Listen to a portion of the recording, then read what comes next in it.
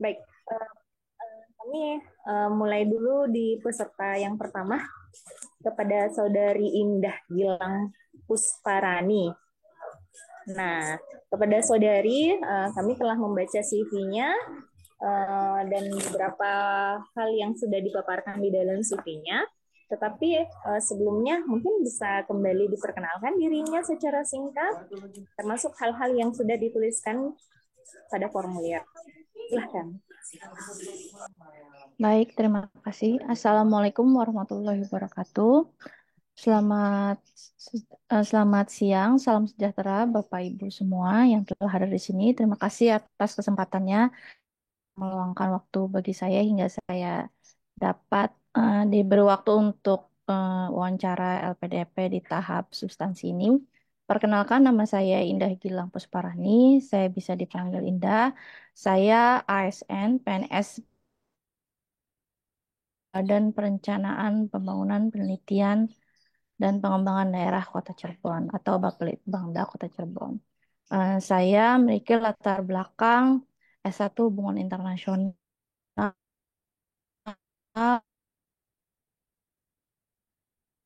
di Universitas Indonesia dan S2 di London, dan saya berencana untuk mengajukan studi doktoral di eh, University of Birmingham, Inggris, jurusan Administrasi Publik dan Kebijakan.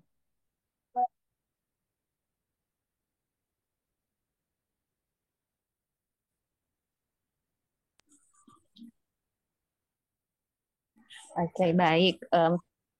Yang punya target akan ke luar negeri dengan mengambil administrasi publik kembali ya. Oke, nah saya mau tanya sebelumnya, untuk administrasi publik yang diambil, kenapa tidak spesifikkan ke administrasi pembangunan, dilinearkan dengan S2-nya yang sebelumnya? Boleh tahu kenapa? Baik, Bu, terima kasih atas pertanyaannya.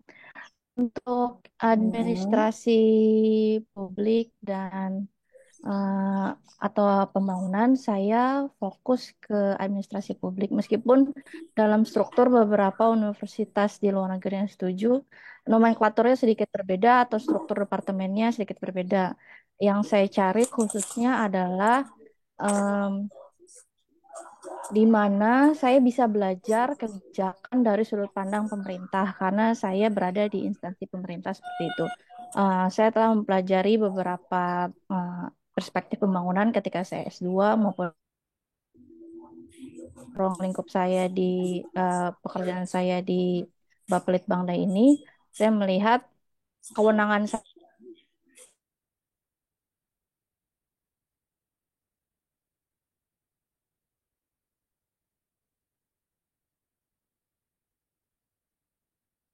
saya publik seperti peran pemerintah dalam mengakselerasi pembangunan. Baik. Kemudian saya di sini Indah Gilang Pusparani telah membuat sebuah proposal ya dengan title Evaluating Qualitative Dynamics of Stunting Reduction Governance in Indonesia. Boleh ceritakan sedikit teori yang digunakan apa? Adakah hubungannya dengan antara relasi administrasi publik dengan administrasi pembangunan dan keterbaruannya apa? Serta kira-kira hasil penemuannya ini akankah bisa diterapkan di Indonesia? Oke. Terima kasih atas pertanyaan Ibu. Saya mengajukan proposal penelitian mengenai evaluasi dinamika tata kelola kolaboratif dalam percepatan penurunan stunting. Stunting merupakan masalah pertumbuhan kekerdilan pada anak usia dini di bawah 5 tahun, di mana hasilnya tidak bisa dikembalikan atau irreversible seperti itu. Dan masalah ini memiliki masalah jangka pendek, jangka menengah, jangka panjang, seperti peningkatan resiko kematian, peningkatan eh, resiko penyakit berat, mengurangi prestasi anak, dan juga meningkatkan kerentanan kemiskinan hingga 33%.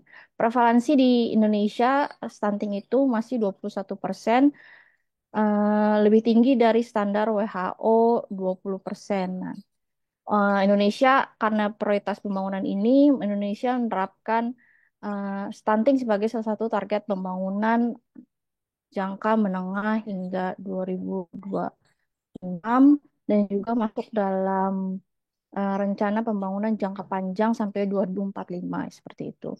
Di setiap tahun targetnya penurunan 2,7%, dan target 2014 itu penurunan sampai angka 14%. Jadi masih cukup jauh dan kendalanya sangat berat bagi Indonesia untuk menurunkan uh, prevalensi stunting ini. Novelty dari penelitian saya adalah melihat masalah stunting ini bukan dari sudut pandang kesehatan, bukan dari sudut pandang gizi, ataupun dari sudut pandang sosial ekonomi, tetapi dari sudut kebijakan. Um, Masalah apa yang menjadi bottleneck dalam uh, kebijakan penurunan stunting ini, yaitu tata kelola kolaboratif yang melibatkan pentahelix atau 5 stakeholders seperti pemerintah, akademisi, universitas, pelaku bisnis, komunitas, dan media seperti itu. Nah, teori yang terbaru yang saya gunakan adalah teori tata kolaboratif terbaru yang diajukan oleh Profesor Stout dan Profesor Cohen Bartels, yang saya juga akan sedang kejar untuk menjadi pembimbing saya langsung di University of Birmingham, dengan pertanyaan permasalahan apa yang bagaimana proses dinamika kolaboratif, eh, kebijakan penurunan stunting Indonesia, bagaimana membuat stakeholders itu menjadi lebih terintegratif dalam melakukan kolaborasinya, dan bagaimana kolaborasi itu berkontribusi dalam penurunan percepatan stunting. Nah, itu akan saya lakukan dengan metode eh, apa namanya kualitatif partisipatif action research yang melibatkan tim percepatan penanggulangan stunting dalam penelitiannya seperti itu, Bu.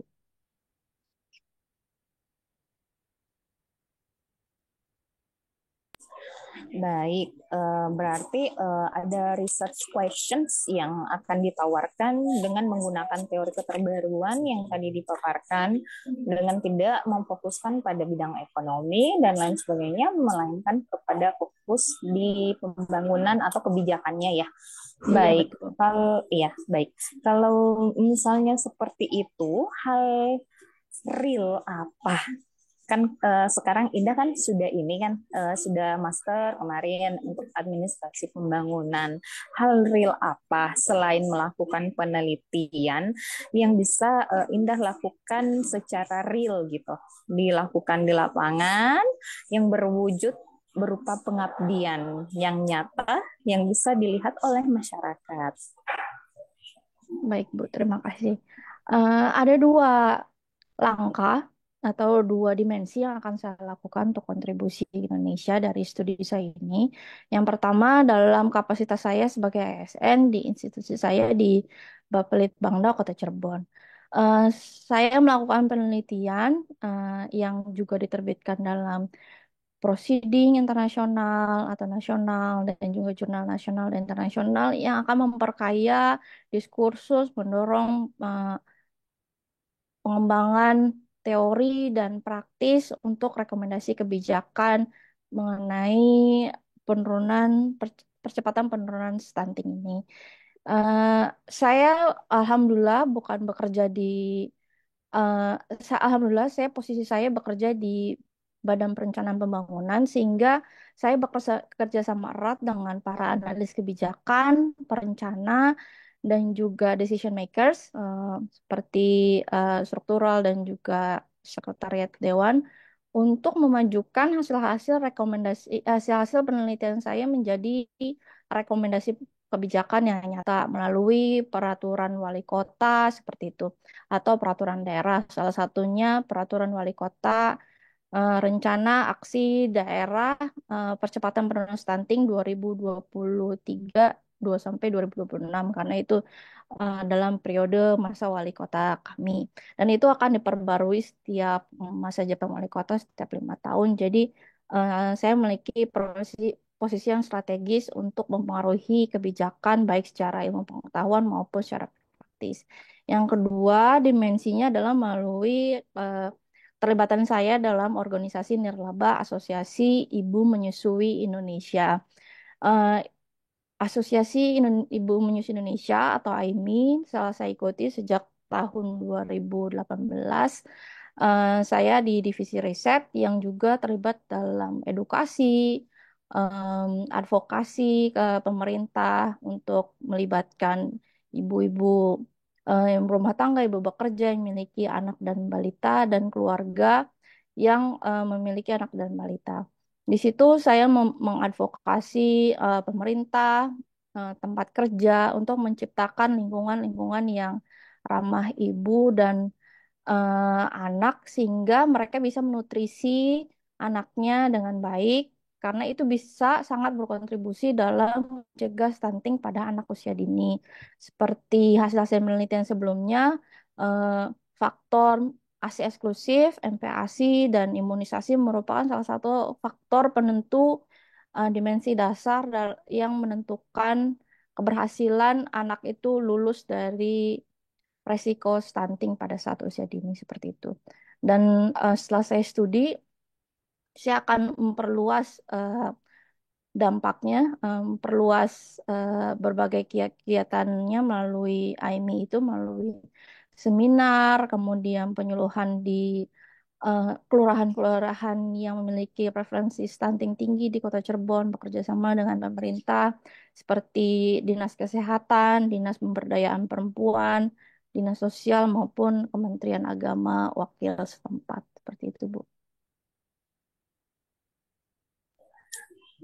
Baik, eh, terima kasih untuk jawabannya. Kemudian pertanyaan selanjutnya dari riset yang akan dilaksanakan ini, adakah semacam model yang akan ditawarkan oleh Indah kepada pemerintah Indonesia ketika hal ini memang akan menjadi sesuatu yang diminta? Adakah? Baik, Bu. Jadi model yang saya geluti, yang sedang saya diskusikan dengan calon pembimbing saya, yaitu eh, model logika tata kelola integratif gitu, di mana kelima stakeholders yang terlibat, nah yaitu pemerintah, swasta, akademisi atau universitas, komunitas media, itu akan di breakdown apa saja responsibility mereka, eh, tanggung jawab mereka, kewenangan mereka, kepentingan mereka, sumber daya yang mereka miliki, dan kita mencoba untuk mengakomodasinya melalui diskusi-diskusi informal maupun formal secara terus-menerus. Dan itu akan membuat eh, model kolaborasi em, yang selama ini dilakukan oleh tim percepatan penurunan stunting itu lebih efektif karena tidak hanya melalui forum-forum formal di kantor pemerintah, tapi kita juga melakukan eh, diskusi informal dengan kader-kader, dengan ibu rumah tangga di rumah, melibatkan posyandu seperti itu. Saya melakukan penelitian juga harus mengevaluasi kolaborasi ini dengan masukan-masukan dari para eh, stakeholders. Jadi yang saya ingin geluti dan tawarkan adalah model kolaborasi yang lebih terbuka dan inklusif seperti itu, yang akan mendorong kolaborasi ini lebih menghasilkan percepatan penurunan stunting yang lebih terukur targetnya seperti itu. Baik, berarti Linda sudah menyiapkan semuanya untuk proposalnya. Nah, tadi sempat disinggung kalau misalnya Indah sempat diskusi dengan calon promotornya ya, benar nggak? Iya, betul. Nah, itu bagaimana ke hasil komunikasinya? Apakah dia sudah berterima dengan semua yang akan Indah sajikan nanti, ataukah masih ada masukan atau perbaikan dan lain sebagainya? Baik, Bu. Terima kasih atas pertanyaannya. Eh, karena saya jalur non LOA, saya mengajukan tiga universitas dari University of Birmingham, University of Edinburgh, dan King's College London. Semuanya di Inggris dengan jurusan yang hampir serupa meskipun berbeda nomenklaturnya secara spesifik. Dosen-dosen telah saya calon-calon dosen telah saya hubungi. Em, Salah satunya dari University of Birmingham itu Profesor Cohen Bartels. Sejak November saya sudah hubungi, kami berkorespondensi, bilang saya tertarik dengan teori yang Anda kembangkan dan saya ingin belajar langsung dari beliau. Proposal yang saya ajukan mendapatkan masukan dengan memberikan sumber-sumber bacaan lagi yang kemudian saya perlu revisi. Akhirnya eh, beliau menawarkan satu calon promotor lain yaitu Profesor Claire dan kami akan melakukan diskusi online secara tatap muka, eh, secara daring ya, secara Zoom pada tanggal 24 April nanti setelah wawancara LPDP ini seperti itu. Nanti beliau menjanjikan akan memberikan eh, keputusannya Baik. cepat agar dapat memberikan LOA yang bisa diajukan ke LPDP. Baik. Prepare-nya berarti insya Allah Indah akan pegang LOA untuk mendaftar LPDP nanti ya, betul? Eh, iya betul, Iya, ya itu akan sangat mendukung sekali sebenarnya ya. Kemudian model yang ditawarkan adalah yang berupa model yang sekiranya saya bisa ringkas adalah yang berbentuk pentahelix, di mana di dalamnya akan melibatkan beberapa aspek yang fokusnya adalah pengadaan kolaborasi. Ya, nah betul. tadi juga sempat disinggung bahwa Indah akan melakukan berbagai hal, termasuk dengan menerbitkan penelitian yang berbasis jurnal internasional misalnya. Sudah adakah penelitiannya Indah yang sudah tembus di bagian ranah jurnal internasional? Jika ada, coba sebutkan beberapa. Baik, Bu. Eh, untuk penelitian sebelumnya mengenai stunting, saya masih di jurnal nasional, salah satunya di jurnal Borneo Akcaya mengenai evaluasi implementasi kebijakan stunting di Kota Cirebon. Tapi untuk penelitian mengenai kerjasama Pentahelix telah saya terbitkan di Proceeding Internasional yang diterbitkan oleh Springer Link, hasil konferensi saya di Telkom University. Untuk hasil kedua teori ini yaitu pentahelix dan stunting ini masih dalam proses penelitian jadi belum ada ke jurnal internasional gitu Bu. Baik, semoga saja harapannya bisa terbit jurnal internasionalnya sebelum nanti wawancara ya, karena itu akan sangat mendukung pasti untuk bagian proposalnya Indah gitu. Ya Bu, terima kasih. Oke, silakan mungkin kita tentatif saja ya. Silakan untuk partner saya mungkin Catherine ada pertanyaan dulu sambil saya membaca sekali lagi untuk kiriman dari Indah. Oke, makasih Mbak Jihad. Untuk Mbak Indah, aku ingin bertanya dikit karena sini eh, Mbak Indah kan udah kerjanya udah lama ya. Jadi kenapa mau memutuskan untuk kuliah lagi? Terus bukannya pekerjaannya sekarang tuh udah enak ya, gajinya lumayan. Ini kenapa Mbak Indah?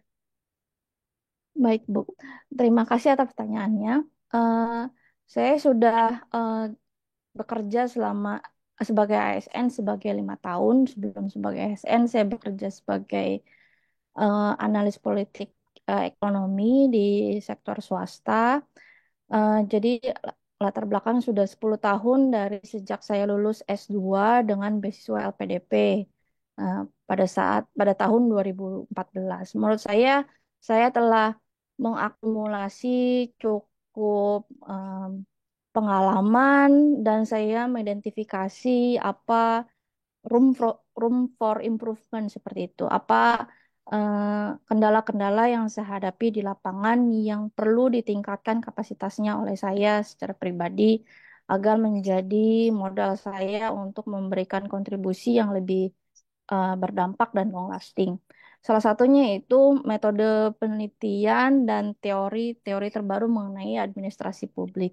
Metode penelitian yang saya ingin geluti secara spesifik di tingkat S3 itu adalah action research, penelitian partisipatif aksi gitu, di mana subjek penelitian itu ikut dilibatkan dalam menyusun instrumen-instrumen penelitiannya.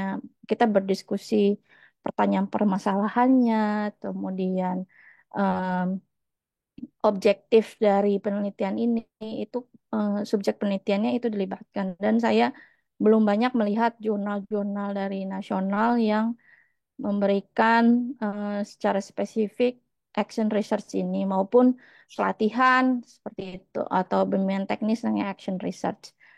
Jadi menurut saya S3 itu merupakan wadah yang saya perlukan dan ada urgensinya untuk meningkatkan kemampuan saya, meningkatkan networking saya, juga memperluas kesempatan saya untuk berkontribusi dan membuka jaringan kerjasama antara pemerintah saya dan universitas dan pemerintah di Inggris seperti itu, Bu. Oke, terima kasih Mbak Indah. Tadi saya dengar Mbak Indah juga S2-nya waktu itu biayanya pakai LPDP ya Mbak? Betul, Bu. Ya. Dan sekarang waktu S2 itu boleh saya bertanya apakah S2 itu waktu udah menikah apa belum waktu S2? Waktu S2 kebetulan saya fresh graduate, selang 6 bulan dari S1 dan saya belum menikah. Jadi saya berangkat sendiri waktu itu. Ya. Tapi kalau sekarang kan S3-nya Mbaknya udah menikah. Jadi gimana cara Mbak menghadapi hal itu? Apalagi tantangan ke depannya. Apakah Mbak akan membawa keluarga untuk S3 nanti gimana? Baik, Bu. Alhamdulillah saya sudah dikaruniai satu anak usia 6 tahun dengan suami saya. Saya dan suami saya sepakat kita akan bersama-sama berkuliah di luar negeri, akan berikhtiar untuk mengejar S3 di luar negeri dan kami akan membawa anak kami untuk sekolah juga di sana seperti itu. Eh, Menurut kami ini adalah suatu keputusan yang terbaik bagi keluarga kami karena kita bisa dapat saling mendukung, berbagi tanggung jawab, berbagi keluh kesah dan bertumbuh bersama secara bersama secara keluarga seperti itu. Karena S3 itu maraton ya seperti itu ya. Jadi harus dijalani secara tenang dan penuh support. Eh, Kalaupun salah satu dari kami berangkat terlebih dahulu karena alasan administrasi dari instansi kami bekerja maupun dari beasiswanya, kami tetap mendukung dan anak akan dibawa setelah waktu 6 hingga 1 tahun seperti itu. Kebetulan suami saya juga PNS di universitas di Fakultas Ekonomi Universitas Islam Negeri di Cirebon. Oke, baik Mbak Indah. Jadi saya lihat kayaknya rencana membawa suami dan anak juga ya. Jadi apa yang sudah Mbak siapkan untuk hal itu selain dengan eh, ada memang akan dibawa, tapi apa hal persiapan yang sudah disiapkan oleh Mbak Indah sendiri? Baik, Bu. Em, Berdasarkan informasi yang saya eh, teliti untuk membawa dependen atau tanggungan selain awardee, kalau suami saya awardee juga, itu saya perlu uang jaminan visa yang harus saya endapkan selama minimal 30 hari, sekitar 80 juta untuk anak saya sebelum mengajukan visa. Dan juga saya harus membayar biaya asuransi sekitar 60 juta eh, untuk masa berlaku 3 sampai 4 tahun dan biaya pesawat dan lainnya. Eh, karena LPDP karena rencana S3 ini sudah jangka panjang dari kami dan kami juga sudah planning jauh-jauh hari kami menabung dengan sekedar gaji kami gitu ya. Alhamdulillah sudah halfway through hasil tabungannya sehingga pada saatnya dibutuhkan insya Allah sudah siap untuk daftar visa tanggungan untuk anak kami seperti itu. Oke, terima kasih Mbak Indah. Untuk S2-nya kemarin kan juga di London ya, di Inggris juga.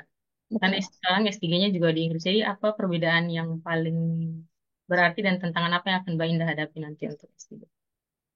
Baik. Em, Alhamdulillah setelah saya S1, S2, eh, kemudian saya menikah, suami saya dapat beasiswa LPDP, S2, PK eh, 17 kalau nggak salah. Kemudian saya ikut suami saya sebagai tanggungan, jadi saya sudah sempat 2 kali ke Inggris sebagai keluarga maupun sebagai single. Saya bisa memanage keuangan secara baik meskipun dengan living allowance satu untuk dua anggota keluarga seperti itu. Yang S3 ini tentunya saya sudah menjadi pribadi yang berbeda, saya lebih matang, saya memiliki tanggungan dan tanggung jawab secara di keluarga maupun secara akademisi. Eh, saya berusaha untuk berbagi waktu dengan suami saya untuk menjaga anak, mengantarkan anak seperti itu. Itu dinamika yang telah saya hadapi dan mudah-mudahan bisa membantu saya melalui S3 ini. Yang perbedaan mendasar ketika saya S2 dan S3 adalah ketika saya mendaftar sebenarnya universitas ini. Ketika S2 saya bisa langsung mendaftar ke kampus, sedangkan S3 melalui proses yang jauh lebih panjang dengan meneliti satu persatu profesor yang akan saya ajukan sebagai calon promotor gitu ya. Dan universitas baru bisa diajukan pendaftarannya ketika profesor sudah menyetujui hasil proposal tersebut dan itu membutuhkan waktu yang panjang karena kesibukan profesornya juga untuk membalasnya di tengah-tengah kesibukan mereka seperti itu. Baik, terima kasih Mbak Indah. Jadi eh, Mbak Indah kayaknya dari yang waktu S2 sampai sekarang S3, berarti Mbak Indah betul-betul paham dengan culture atau hal apa saja yang harus diperhatikan di London sendiri ya. Jadi sudah sangat matang sekali kalau memang harus studi lanjut S3-nya di London. Nah, kalau misalnya saat-saat di sana ada hal-hal tantangan-tantangan tertentu yang mungkin sebenarnya waktu S2 kan sendiri, sekarang S3-nya mungkin ada anak sakit atau suami ada mungkin ada hal tentu yang terjadi di sana, nanti apa yang akan Mbak Indah lakukan dan bagaimana Mbak Indah mengatasi hal tersebut? Baik, Bu. Em, Tantangan-tantangan yang hadir mungkin bisa secara akademis maupun secara non-akademis ya, tentang kehidupan saya secara pribadi. Kalau untuk anak itu, itulah mengapa saya membutuhkan pasangan saya untuk ikut bersama di sana. Eh, Alhamdulillah jika sesama mahasiswa seperti itu, karena beliau juga PNS, jadi tidak perlu ikut saya sebagai tanggungan. Kita bisa sama-sama berkuliah dan membagi tugas tanggung jawab sebagai orang tua dan sebagai mahasiswa S3. Yang kedua, saya akan tetap jujur dengan profesor saya, dengan pembimbing saya mengenai kesulitan akademis, kesulitan penelitian, maupun secara teknis penelitian yang saya lakukan eh, di lapangan. Saya juga akan menghubungi kantor saya untuk membantu fasilitasi diskusi eh, dan juga menghubungkan dengan berbagai jaringan seperti dinas dinas kesehatan, dinas pemberdayaan perempuan, dinas pekerjaan umum seperti itu. Kemudian media-media karena kantor Bapelitbangda memiliki posisi yang cukup strategis dan cukup memiliki kewenangan yang besar untuk mengundang mereka dan bisa bisa dibilang mewajibkan mereka untuk hadir juga mereka institusi saya bisa gitu untuk dapat membantu penelitian saya karena memiliki kaitan erat dengan tugas tanggung jawab saya di universitas dan di institusi saya. Yang kedua, yang ketiga, jaringan organisasi nirlaba saya juga memiliki jaringan nasional. Jadi jika membutuhkan narasumber tambahan ataupun jaringan di luar kota di Indonesia, saya bisa menghubungi eh, Asosiasi Indonesia, Asosiasi Menyusui Indonesia Pusat untuk menghubungkan saya dengan pihak-pihak terkait seperti itu. Baik, Mbak Indah. Terima kasih Mbak Indah. Untuk mungkin ada beberapa pertanyaan terakhir untuk saya dari saya untuk Mbak Indah. Karena Mbak Indah S2-nya sudah LPDP dan sekarang rencana S3-nya LPDP. Jadi seberapa optimis Mbak Indah bahwa LPDP akan menerima Mbak Indah kembali sebagai awardee-nya? Eh, Insya Allah, terima kasih atas kesempatannya hingga wawancara ini. Untuk 10 tahun terakhir, seleksi LPDP itu sangat berbeda formatnya. Eh, yang waktu tahun 2014 saya one shot, alhamdulillah lulus. Untuk S3 ini saya banyak belajar lagi tentang LPDP dari para mentor, dari para awardee yang telah eh, baru-baru ini melakukan PK. Jadi saya tidak merasa saya paling tahu gitu karena formatnya sudah berbeda, seleksinya berbeda. Saya juga ikhtiar sekuat mungkin dengan mengikuti eh, mentoring sejak tahun 2023 untuk mentoring PhD, mentoring LPDP, dan latihan tes bakat skolastik yang belum pernah saya ikuti sebelumnya selama 6 minggu setiap weekend gitu. Ya mudah-mudahan hasilnya mengikuti ikhtiar saya seperti itu. Insya Allah optimis. Baik, Mbak Indah. Jadi kalau misalnya tidak diterima, apa yang akan Mbak Indah lakukan? Apakah akan mendaftar lagi atau akan mencoba beasiswa lain? Kalau saya tidak terima beasiswa LPDP, saya akan mengajukan LPDP di tahap kedua tahun ini dengan rekomendasi masih direkomendasikan oleh institusi saya karena saya mengikuti jalur targeted PNS. Peluang saya untuk di sini saya melihat bahwa dengan akhir tahun mungkin saya sudah mendapatkan LOA sehingga lebih kuat proposal saya maupun saya bisa melalui seleksi substansi tanpa tes bakat skolastik seperti itu. Dan saya tetap prefer untuk mendaftar LPDP karena memberikan tidak hanya beasiswa, bantuan finansial, tapi juga jaringan, peningkatan kapasitas kepemimpinan, untuk kesiapan untuk berkontribusi pada masyarakat seperti itu. Oke. Baik, Mbak Indah. Mungkin sekian dari saya, Mbak Jihad. Kalau dari saya mungkin eh, untuk dari Mbak Indah, segala hal yang Mbak Indah sampaikan tadi sudah sangat bagus.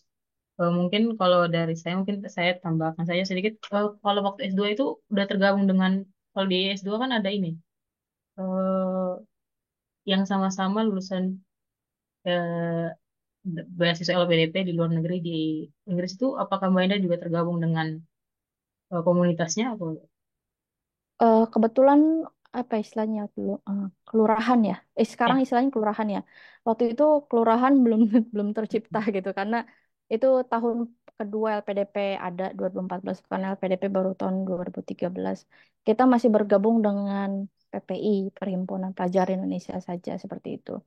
Eh, jadi kegiatan saya di PPI mengikuti beberapa konferensi, kemudian ramah tamah, dan ketika suami saya ikut kuliah S2 di Newcastle juga saya ikut PPI di Newcastle.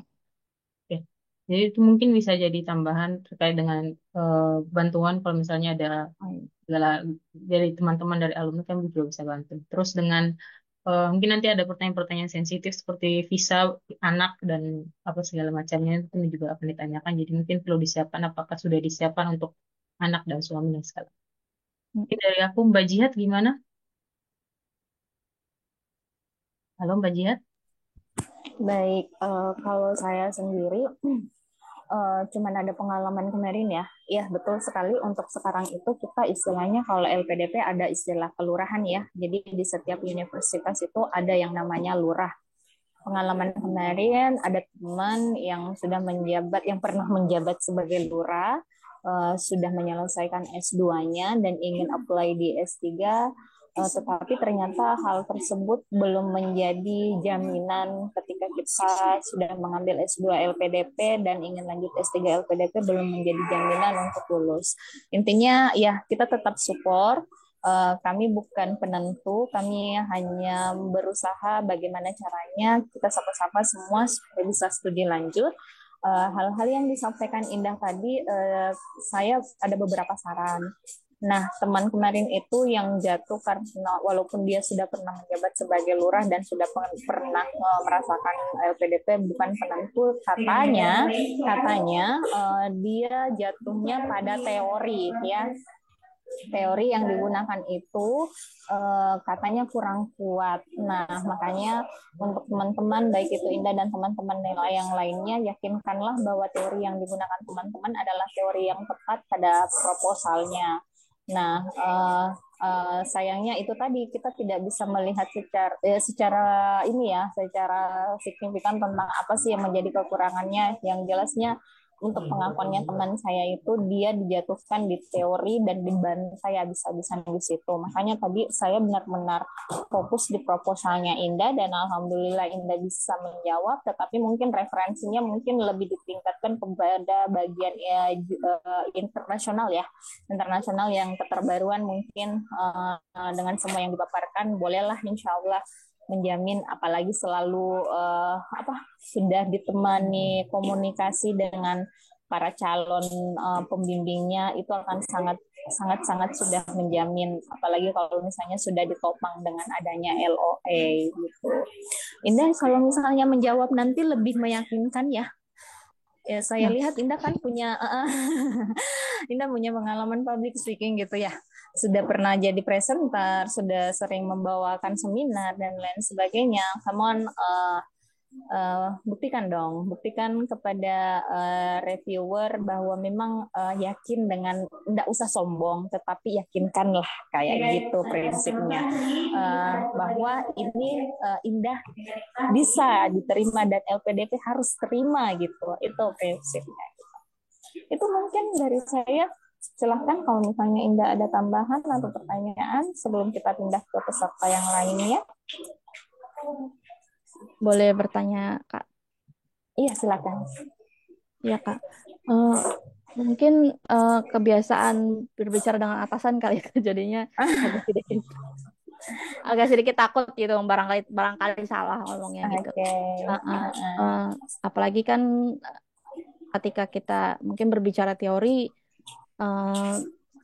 interviewer kita bisa jadi satu bidang yang sama dan sangat menggeluti bidang itu gitu ya. Jadi makanya mungkin ada untuk di debat. Ya. Nah, gimana caranya? Apakah intonasi Indah masih terlalu datar untuk berbicara, untuk pitching ideas seperti itu? Atau bagaimana?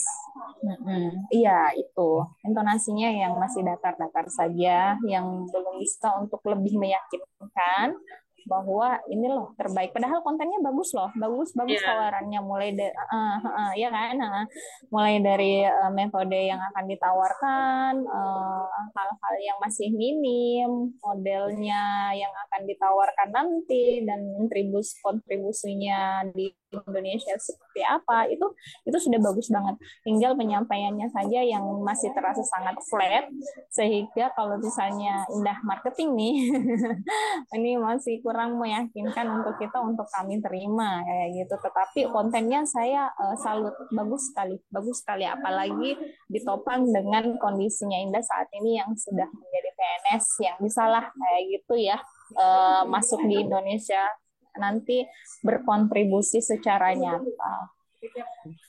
Kayak gitu sih. Iya, Bu. Terima kasih. Gimana partnerku? Apa kita sudah boleh lanjut lagi? Boleh, Mangga. Silakan. Iya, silakan. Iya, sama-sama. Ini sekarang yang berikutnya Kak Gracelia Revina, Mbak. Betul. Oke, saya lagi dulu yang duluan, Catherine. Ya.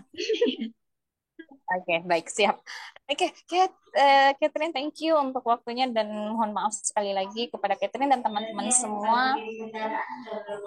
Baik, Graciela Revina Dung, bisa perkenalkan dirinya secara singkat dan hal-hal mungkin yang bisa menjadi kelebihan dan kekurangannya Graciela, sehingga kami tim interviewer memang yakin bahwa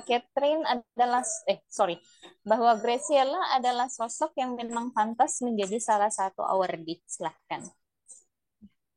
Oke, baik Ibu. Terima kasih atas waktu dan kesempatan.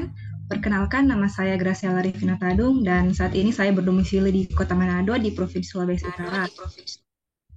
Sekarang saya berprofesi sebagai seorang pegawai negeri sipil pada pemerintah Provinsi Sulawesi Utara dan saya merupakan lulusan dari Institut Pemerintahan Dalam Negeri yang mengambil jurusan manajemen pemerintahan dan saya berencana untuk melanjutkan studi S2 pada Universitas Gadjah Mada dengan mengambil Magister Administrasi Publik. Dan menurut saya mengapa LPDP harus memilih saya? Karena saya sendiri memiliki sebuah keunikan yang mana kekurangan yang saya miliki yaitu salah satunya pelupa ketika akan melakukan kegiatan ke depannya itu tidak menjadikan saya sebagai seorang yang meningkatkan potensi diri, yang mana kekurangan tersebut saya jadikan sebagai kelebihan untuk bisa memaksimalkan diri saya dalam melaksanakan sesuatu kegiatan sehingga kegiatan tersebut bisa terlaksana dengan baik. Dan hal tersebut juga sangat tentunya berkaitan dengan bagaimana keinginan saya atau diri saya tertantang untuk bisa mempelajari hal-hal terkait dengan ketimpangan gender, karena masalah terkait dengan ketimpangan gender ini juga merupakan masalah yang sangat krusial di Indonesia, karena masalah ketimpangan gender ini bukan merupakan masalah yang hanya berskala nasional saja, melainkan juga masalah yang sudah berskala internasional dapat dilihat pada poin kelima dari 17 tujuan pembangunan, yang mana Indonesia sendiri merupakan salah satu negara yang saat ini sedang mengusahakan untuk bisa mencapai 17 tujuan pembangunan tersebut, Ibu. Baik, Graciela. Berarti Graciela sudah siap untuk mengatasi kelemahannya Graciela dengan mengambil sikap. Suaranya agak kecil, Mbak. Oke. Ya.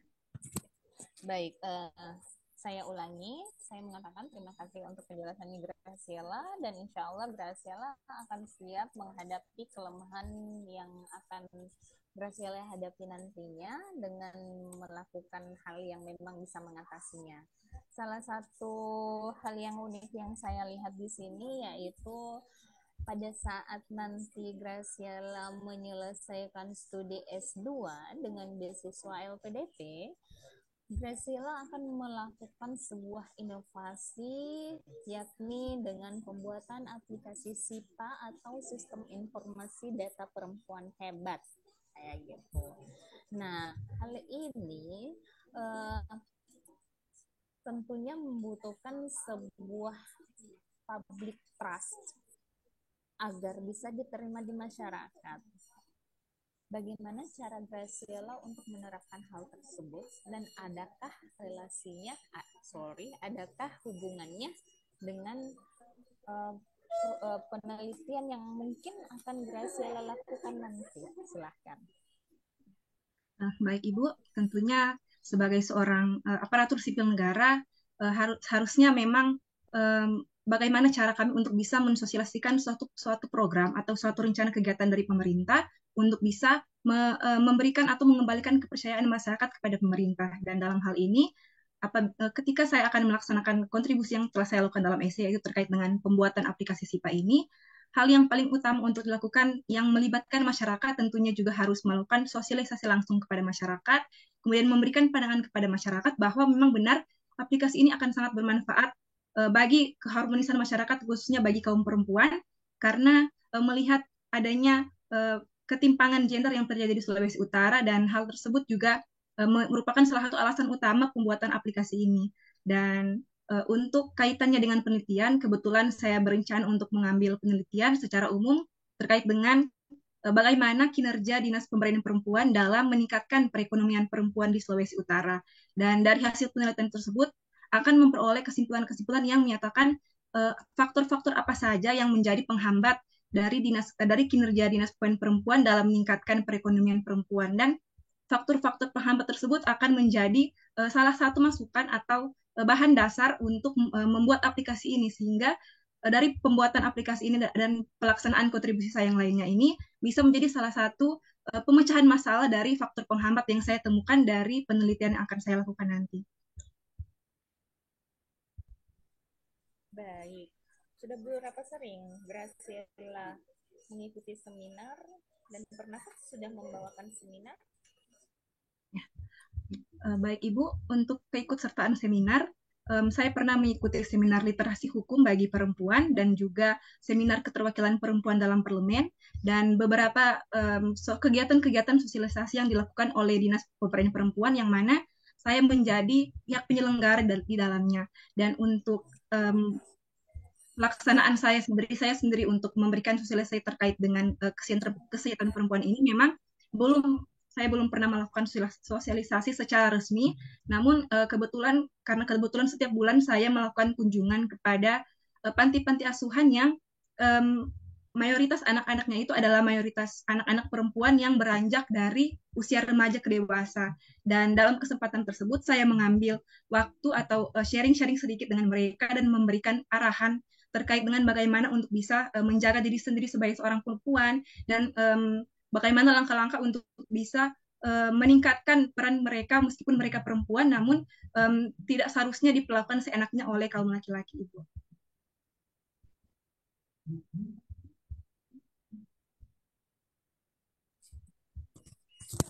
Baik, Graciela sangat tertarik memang ya dengan tentang pemberdayaan perempuan dan perlindungan anak. Hal itu Graciela tuangkan dalam pengalaman konferensi dan seminarnya. Selain itu, Graciela, adakah hal-hal yang mungkin sangat menarik yang mungkin dari hal itu Graciela sempat mendapatkan sebuah apresiasi, entah itu dari pemerintah setempat atau yang lain sebagainya, entah itu berupa perilaku ataupun berupa penghargaan tertulis atau secara lisan, pernahkah? Oke, baik Ibu, berhubung karena pengalaman kerja saya baru dari tahun 2001 ke tahun 2024, hampir 3 tahun, dan untuk penghargaan terkait dengan kesehatan perempuan memang belum pernah saya dapatkan, namun saya pernah mendapatkan penghargaan pegawai teladan di kantor saya karena berkaitan juga dengan kelebihan saya, itu seorang yang disiplin, dan saya juga beberapa kali meraih penghargaan pegawai teladan di tempat kerja saya, Ibu. Baik, tolong itu dituangkan juga, ditambahkan ya poinnya berarti karena Graciela masih memiliki beberapa tambahan penghargaan. Karena di sini saya lihat cuma dicantumkan dalam 1 poin saja. Nah, oke. Kemudian Graciela baru 3 tahun ya jadi ASN? Ya Ibu, baru hampir 3 tahun di tahun 2024. Oke, untuk 3 tahun ASN itu apakah boleh Graciela nanti melamar sebagai awardee? Maksudnya saya, apakah sudah diizinkan kira-kira? Baik Ibu, sedikit informasi bahwa karena saya juga merupakan lulusan IPDN yang mana memang ada ketentuan untuk melanjutkan studi itu harus minimal ada 2 tahun pengabdian, dan kebetulan di tahun 2022, di tahun 2023 saya tepat 2 tahun pengabdian dan diangkat menjadi seorang pegawai negeri sipil, dan oleh karena itu saya sudah mencukupi persyaratan tersebut dan juga diberikan izin oleh atasan langsung maupun oleh Kepala Badan Kepegawaian Daerah Provinsi Sulawesi Utara, dan mereka juga sangat mendukung penuh apa yang ingin saya capai dan apa yang ingin saya lakukan. Terlebih apa yang ingin saya lakukan ini memang untuk membangun daerah Sulawesi Utara dalam hal kesetaraan gender. Baik, berarti memang dari segi administrasi, insya Allah Graciela tidak akan menemukan kendala nantinya ketika memang sudah diterima. Begitu? Benar begitu? Ya Ibu, benar begitu. Iya, tolong dong, Graciela sudah punya persiapan proposal tidak? Baik Ibu, untuk persiapan proposal atau persiapan rencana tesis sendiri memang sudah saya rencanakan meskipun belum secara spesifik. Dan dalam hal ini saya ingin mengambil sebuah penelitian terkait dengan bagaimana kinerja Dinas Pemberdayaan Perempuan dalam meningkatkan perekonomian di perempuan di Sulawesi Utara. Dalam hal ini saya ingin melihat bagaimana sih penilaian masyarakat khususnya perempuan yang menjadi objek pemberian bantuan, penilaian dari mereka terkait dengan kinerja Dinas Pemberdayaan Perempuan ini, karena memang sejauh ini untuk penilaian organisasi instansi sendiri pemerintah daerah hanya fokus pada yang namanya LAKIP atau laporan akuntabilitas kinerja, yang mana laporan LAKIP ini penilaiannya itu berasal dari internal instansi pemerintah sendiri, Ibu. Jadi untuk penilaian langsung yang memang dari masyarakat itu belum ada, sehingga saya pun tertarik untuk mengetahui atau meneliti hal tersebut lebih dalam, karena masalah terkait dengan kesetaraan gender ini merupakan masalah yang sangat sosial ya, yang sangat berkaitan dengan masyarakat, sehingga membutuhkan juga pandangan serta masukan-masukan dari masyarakat.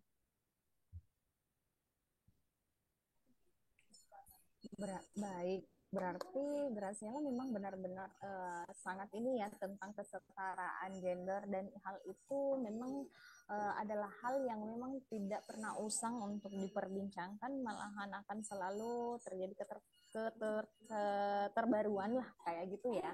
Nah, namun sayangnya hal itu hanyalah sebagai isu, saya rasa. Kenapa? Sudah kita lihat Graciela untuk saat ini sudah terlalu banyak insiden-insiden yang dialami oleh perempuan, apalagi kalau misalnya nanti Graciela akan berfokus pada berbasis kinerja untuk khususnya perempuan. Hal yang Graciela lakukan kira-kira untuk mengantisipasi hal semacam itu adalah apa, dan di mana Graciela sendiri adalah seorang perempuan ketika memang nantinya akan diterima untuk diterapkan, adakah semacam antisipasi yang memang Graciela akan lakukan agar Graciela nantinya tidak akan menjadi seseorang yang tersisih daripada kaum laki-laki misalnya? Ibu, terima kasih atas pertanyaannya. Jadi memang masalah terkait dengan, betul yang apa yang Ibu katakan, bahwa masalah terkait dengan ketimpangan gender ini merupakan masalah yang tidak akan pernah habisnya dalam pembahasannya. Dan ketika saya memang diperhadapkan dengan situasi tersebut, saya tentunya akan memanfaatkan setiap apa yang sudah saya dapatkan dari pekerjaan saya, yang mana yang saya dapatkan itu bahwa di masa sekarang ini masih banyak sekali paham-paham patriarki yang mengalihkan pemikiran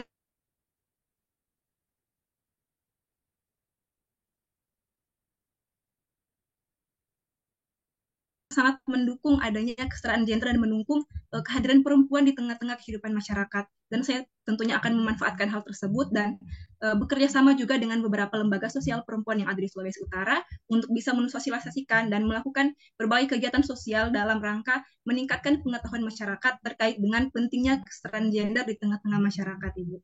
Dan saya rasa hal tersebut juga merupakan hal yang sangat penting karena untuk melakukan untuk memberikan pemahaman kepada masyarakat ini bukan hanya dibutuhkan kinerja dari pemerintah sendiri, melainkan juga harus ada aktif dari masyarakat, harus ada posisi aktif dari masyarakat untuk bisa memberikan masukan-masukan apa yang diinginkan oleh masyarakat terhadap pemerintah, sehingga pemerintah ini benar-benar melaksanakan pelayanan publik kepada masyarakat sesuai dengan kebutuhan masyarakat itu sendiri, Ibu.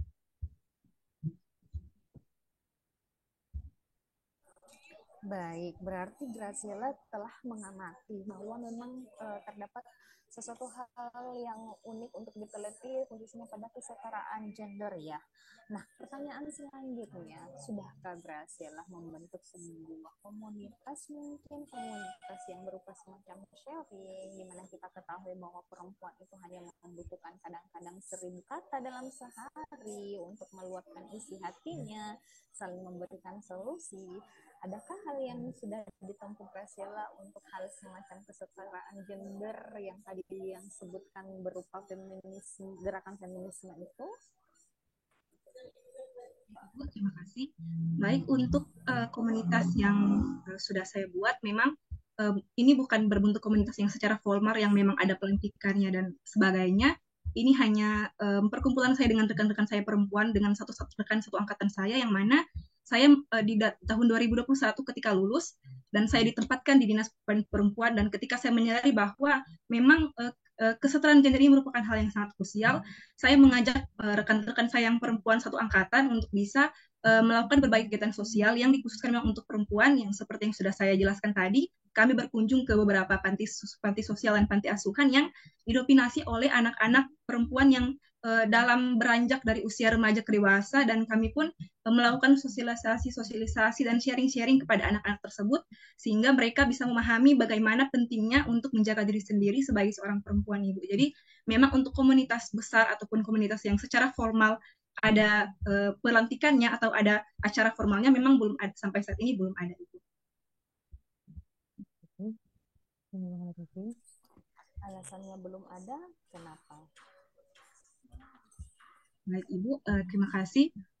Alasan mengapa memang sampai saat ini belum ada komunitas yang seperti yang sudah saya jelaskan tadi, karena saya memang lulus dari IPDN baru di tahun 2021 dan ketika ditempatkan di Dinas Pemberdayaan Perempuan, sebenarnya Dinas Pemberdayaan Perempuan ini menjadi pusat dari organisasi-organisasi lembaga perempuan yang ada di Sulawesi Utara, Ibu. Jadi peran saya di sini juga ketika saya ingin membangun komunitas tersebut, memang sebenarnya akan ada peluang besar untuk bisa membangun komunitas tersebut. Namun dalam hal ini karena saya sendiri sebagai bagian dari Dinas Pemberdayaan Perempuan yang merupakan penyelenggara untuk kesehatan perempuan, sehingga untuk komunitas tersebut memang belum terrealisasikan karena untuk membuat komunitas itu butuh sebuah persiapan yang besar, perencanaan yang besar, serta kolaborasi juga dengan pemerintah daerah maupun dengan pihak swasta, Ibu.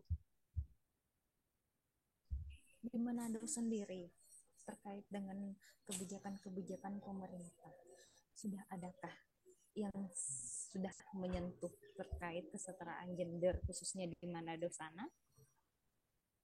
Baik, Ibu. Jadi terkait dengan hal tersebut, untuk di pemerintah Provinsi Sulawesi Utara sendiri ini berbeda dapur dengan pemerintah Kota Manado, dan untuk di pemerintah Sulawesi Utara sendiri sampai saat ini kebijakan terkait dengan kesetaraan gender itu belum ada, dan hanya ada salah satu peraturan daerah, yaitu peraturan daerah nomor 1 tahun 2004 tentang tindak pidana perdagangan orang yang lebih dikhususkan kepada perempuan, Ibu. Jadi untuk saat ini memang belum ada kebijakan dari pemerintah terkait dengan hal tersebut.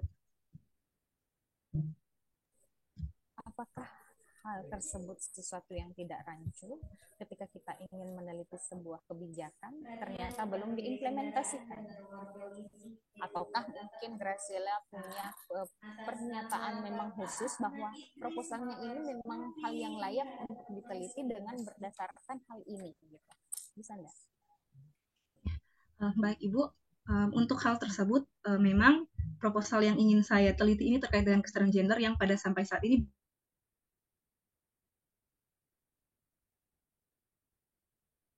tersebut, pemerintah Provinsi Sulawesi Utara sendiri walaupun belum mengeluarkan kebijakan terkait dengan kesetaraan gender, namun karena ini merupakan hal yang sangat penting dan hal yang sangat krusial, karena dalam indeks pengenalan manusia perempuan dan laki-laki dari Sulawesi Utara sendiri masih sangat jauh nilainya, sehingga menurut saya ini merupakan hal yang sangat penting untuk diselesaikan. Dan kebetulan ketika di Magister Administrasi Publik sendiri, saya juga akan mempelajari kebijakan dalam administrasi publik. Salah satu mata kuliahnya itu mata kuliah kebijakan dalam administrasi publik. Dan ketika lulus nanti, ada salah satu hal yang ingin saya lakukan yang memang tidak saya tuangkan dalam esai, karena itu bukan merupakan sebuah kontribusi utama, yang mana saya ingin mengikuti sebuah ujian kompetensi analis kebijakan. Dan dari hal tersebut, ketika saya bisa mengikuti ujian kompetensi analis kebijakan dan bisa lulus, dan saya pun bisa menjadi analis kebijakan yang bisa memberikan masukan dan rumusan-rumusan kebijakan kepada pembuat kebijakan, sehingga saya pun berencana untuk membuat atau merumuskan atau memberikan masukan kebijakan terkait dengan kesetaraan gender. Namun hal tersebut memang tidak saya tuangkan dalam esai karena bukan merupakan kontribusi utama yang memang ingin saya lakukan untuk masyarakat, Ibu. Baik, definisi dari rumusan masalah adalah bagaimana menggambarkan sebuah harapan dengan fenomena yang terjadi, sehingga lahirlah sebuah rumusan masalah. Nah, coba jelaskan Graciela apa yang menjadi rumusan masalahnya nanti untuk dijadikan sebuah solusi yang dijadikan sebagai pengantar bahwa memang layak untuk diangkat menjadi sebuah proposal untuk diajukan kepada pembimbingnya nanti. Baik, Ibu, terima kasih atas pertanyaannya. Terkait dengan hal tersebut, untuk rumusan masalah yang saya cantumkan dalam rencana tesis, yang rumusan masalah pertama itu pertanyaan terkait dengan bagaimana kinerja Dinas Pemberdayaan Perempuan dalam meningkatkan perekonomian perempuan, dan dari pertanyaan tersebut tentunya akan lahir jawaban-jawaban yang memberikan pandangan, yang mana jawaban-jawaban ini memang berasal langsung dari masyarakat kepada Dinas Pemberdayaan Perempuan, dan jawaban-jawaban tersebut akan memberikan pandangan kepada Dinas Pemberdayaan Perempuan ternyata untuk keberhasilan kinerja Dinas Pemberdayaan Perempuan yang langsung diberikan kepada masyarakat hanya segini ataupun memang sudah mencapai sekian. Dan untuk yang rumusan masalah kedua dan ketiga itu terkait dengan faktor pendukung dan faktor penghambat dari kinerja Dinas Pemberdayaan Perempuan. Dan tentunya dari faktor-faktor jawaban-jawaban dari faktor penghambat ini tentunya akan digunakan sebagai bahan masukan untuk membuat kontribusi yang akan saya lakukan Ibu. Dan untuk faktor pendukung tentunya akan ditingkatkan lebih dalam lagi sehingga bisa benar-benar meningkatkan upaya Dinas Pemberdayaan Perempuan ini dalam meningkatkan kesehatan perempuan yang ada di Sulawesi Utara, Ibu. Seberapa yakin dengan kebijakan yang akan Graciela aturkan kepada pemerintahan nantinya, ini tentunya akan bisa menampik semua permasalahan-permasalahan gender khususnya kepada perempuan, khususnya di Manado nanti. Seberapa yakin Graciela? Baik Ibu, terima kasih. Berbicara dengan keyakinan, tentunya semuanya harus dimulai dengan membangun afirmasi positif dan juga membangun sebuah keyakinan yang besar sehingga bisa memotivasi saya dalam melaksanakan studi saya untuk bisa memberikan penyelesaian dalam masalah kesetaraan gender yang ada di Sulawesi Utara, dan juga didukung dengan relasi yang akan saya miliki nanti ketika saya melanjutkan studi. Saya akan memanfaatkan relasi yang saya miliki untuk bisa sama-sama berjuang dengan saya, bekerja sama dengan saya untuk mengatasi masalah yang terjadi di Sulawesi Utara, Ibu. Mohon maaf nih Graciela ya, kalau semisalnya hanya berlandaskan dengan pengalaman dan Graciela berlandaskan dengan relasi, apakah kira-kira itu akan tentunya terrealisasi misalnya? Di mana kita ketahui dan tadi sudah dipaparkan oleh Graciela sendiri bahwa perempuan itu selalu tertampik oleh dengan kaum lelaki berdasarkan dengan penilaian kinerja. Hal ini bukanlah sesuatu yang mudah dengan bermodalkan yang Graciela lakukan. Selain dari yang dua hal tadi yang Graciela sebutkan, adakah hal lain yang bisa ditempuh ketika memang kita menemukan jalan buntu nantinya? Izin Ibu, yang terakhir kurang jelas Bu, ada suara-suara sedikit. Oh ya, mohon maaf. Jadi maksud saya seperti ini. Untuk mencapai target Graciela dalam mewujudkan kesetaraan gender ini, yakni Graciela akan menempuh keyakinan, gitu kan, mengajak relasi-relasinya untuk bisa menerapkan. Selain itu, adakah hal yang memang Graciela miliki untuk memang menjadi kartu asnya Graciela ketika dua hal yang memang Graciela sudah lakukan sudah tersandung? Adakah? Baik Ibu, untuk hal tersebut tentunya ketika menulis esai saya sudah berkonsultasi langsung dengan Kepala Dinas Pemberdayaan Perempuan dan juga Kepala UPTD atau Unit Pelindungan Tindak Kekerasan Perempuan, dan ketika mereka mendengar apa yang menjadi masukan saya ataupun apa yang mendasari saya untuk melakukan kontribusi bagi Sulawesi Utara terkait dengan kesetaraan gender, ini memang mendapat dukungan penuh dari Kepala Dinas dan juga Kepala UPTD, karena masalah kesetaraan gender ini bukan hanya menjadi masalah dari Dinas Pemberdayaan Perempuan, melainkan ini menjadi masalah satu pemerintah daerah di Provinsi Sulawesi Utara, Ibu. Sehingga dari ketika menyusun esai ini saya memang bukan hanya sembarangan menulis esai, namun saya juga sudah memiliki masukan-masukan dan dukungan-dukungan dari beberapa atasan yang saat ini berstatus sebagai pemangku kebijakan, Ibu. Baik, terima kasih Graciela untuk jawaban-jawabannya. Silahkan kepada Catherine. Oke, baik. Terima kasih Mbak Jihad. Kak Graciela, tadi disebutkan juga salah satu kontribusinya. Yang pertama itu ada banyak ya, tadi saya baca di esainya. Salah satunya itu SIPA. Nah, tadi tapi Mbak Graciela nulisnya itu nanti akan dibuat SIPA setelah lulus. Seperti itu ya? Ya, Ibu. Nah, kenapa tidak dimulai sekarang? Kenapa harus setelah lulus? Baik Ibu, terima kasih. Alasan yang paling utama tentunya karena saya merasa ilmu yang saya miliki belum cukup untuk melakukan hal tersebut, mengingat dalam membuat atau mewujudkan kontribusi untuk membuat aplikasi SIPA ini dengan ilmu digitalisasi dalam pemerintahan, dan juga tentunya hal tersebut menjadi hambatan bagi saya untuk melakukannya di masa sekarang, dan itu menjadi salah satu dari banyak alasan mengapa saya ingin melanjutkan studi, Ibu. Oke, baik. Terima kasih. Nah, dalam proses pembuatannya nanti itu, kira-kira menurut Mbak Graciela, tantangan apa saja yang akan Mbak Graciela hadapi ketika akan melakukan kontribusi itu? Ya, Ibu, terima kasih. Baik. Tentunya kita tidak tahu apa yang akan terjadi ke depannya, akan ada berapa banyak tantangan yang memang akan saya hadapi ketika melakukan kontribusinya. Dan menurut saya tantangan yang akan saya hadapi yang paling paling urgent itu atau yang paling penting terkait dengan anggaran, karena anggaran ini merupakan masalah yang sangat sensitif, terlebih khusus di dalam dunia pemerintahannya Ibu. Memang perlu adanya yang namanya koordinasi kepada atasan, koordinasi juga dengan pihak-pihak yang turut menjadi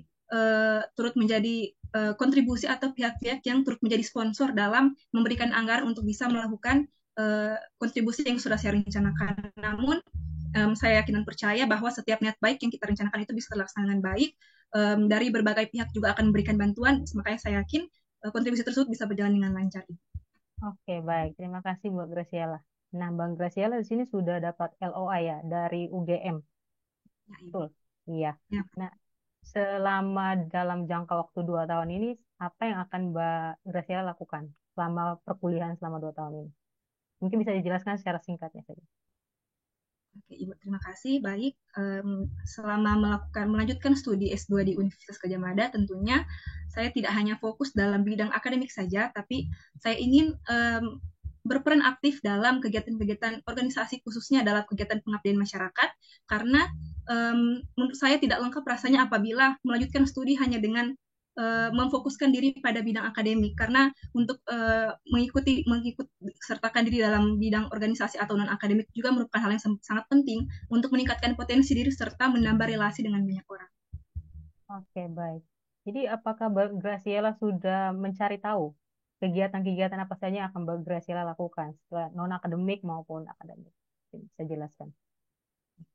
Baik Ibu, untuk kegiatan non-akademik sendiri, saya sudah pernah bertanya kepada senior saya bahwa ada yang namanya organisasi IPA di UGM sendiri, dan itu memang organisasi untuk mahasiswa yang ingin mengetahui lebih dalam bagaimana penulisan karya ilmiah ataupun publikasi ilmiah. Dan untuk kegiatan di non-akademik, ada yang namanya Organisasi Himpunan Mahasiswa Pasca Sarjana atau HMP, yang lebih memfokuskan tujuan organisasi kepada kegiatan-kegiatan sosial dan pengabdian kepada masyarakat. Dan memang saya tertarik sekali, ingin sekali berkontribusi ataupun mengikut sertakan diri dalam kegiatan-kegiatan organisasi yang sudah saya jelaskan sebelumnya.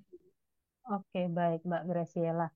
Kan Mbak Graciela ini kan dari Maluku, mana sih saya lihatnya? Dari Manado. Nah, sekarang pindahnya mau ke Jogja. Jadi, apa sih yang akan Mbak Graciela hadapi? Kan misalnya kan perbedaan budaya juga, terus rantau kan ke sana. Nah, menurut Mbak Graciela, bagaimana Mbak Graciela menghadapi hal tersebut? Baik Ibu, terima kasih atas pertanyaannya. Kebetulan saya sudah merantau sejak masih SMA, dan SMA itu saya sekolah di asrama yang memang berbeda kota dari domisili saya. Kemudian saya juga bersekolah di luar Provinsi Sulawesi Utara di IPDN, di Jakarta dan juga di Jatinangor. Dan saya rasa ketika saya melanjutkan studi kembali di luar daerah, itu tidak menjadi penghalang bagi saya karena saya memiliki pengalaman-pengalaman terkait dengan bagaimana untuk bisa menyesuaikan diri di lingkungan yang baru dan juga menyesuaikan diri dengan rekan-rekan yang berbeda, berasal dari berbeda dengan saya, yang memiliki kultur dan budaya yang berbeda dengan saya, Ibu. Oke, oke baik. Terima kasih Mbak Graciela. Nah, nanti kalau misalnya ketika nanti S2 ternyata ada mata kuliah yang ternyata Mbak Graciela itu gak lulus misalnya. Nah, itu apa sebenarnya akan Mbak Graciela lakukan? Baik, memang benar apa yang Ibu katakan bahwa kedepannya nanti kita tidak tahu apa yang akan terjadi.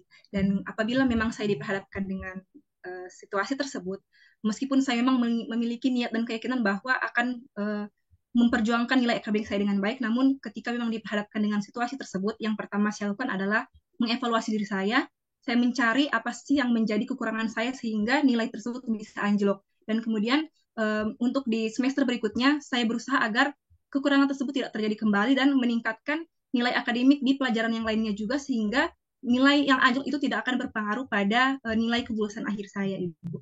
Oke, baik. Terima kasih Mbak Graciela. Untuk yang terkait dengan beasiswa LPDP, apakah saya baca esainya Mbak Graciela itu pernah mencoba ya di sebelumnya? Iya, Bu, pernah. Iya, itu gagalnya di bagian mana ya Mbak Graciela? gagalnya di substansi, Bu. Oke, jadi apa yang menjadi pembeda Mbak Graciela di tes sebelumnya dengan tes yang sekarang? Apa yang sudah Mbak Graciela tingkatkan persiapan untuk tes berikutnya? Baik Ibu, terima kasih untuk di batch sebelumnya memang saya mengakui bahwa saya tidak melakukan persiapan dengan matang, persiapan dengan sebaik mungkin sehingga ketika pada saat tes substansi saya tidak bisa menjawab beberapa pertanyaan yang menitik beratkan pada kaitannya dengan pekerjaan saya dan juga masalah yang saya angkat Ibu. Sehingga ketika di batch saat ini saya memang mempelajari juga lebih dalam terkait dengan masalah yang saya angkat dan mempelajari juga benang merah antara masalah yang saya angkat dengan pekerjaan saya dan juga kontribusi saya. Dan saya sudah sejauh ini saya bisa mengatakan bahwa diri saya mempersiapkan semuanya dengan sebaik mungkin karena saya tidak ingin kegagalan di batch sebelumnya ini terjadi di kesempatan saat ini. Oke, baik. Berarti Anda optimis ya untuk lolos LPDP kali ini? Oke. Kalau optimis seberapa persen Anda bisa yakin bahwa memang Anda akan lolos sebagai batch awardee LPDP? Ya, Ibu, terima kasih. Tentunya semua kembali lagi kepada keyakinan saya. Dan dalam hal ini saya yakin dengan usaha yang sudah saya lakukan, dengan setiap perjuangan yang sudah saya lakukan, saya yakin akan terbayarkan dengan baik. Dan ketika saya membangun sebuah keyakinan dan afirmasi positif, hal tersebut akan bisa saya capai dengan sebuah usaha dan perjuangan-perjuangan yang saya lakukan.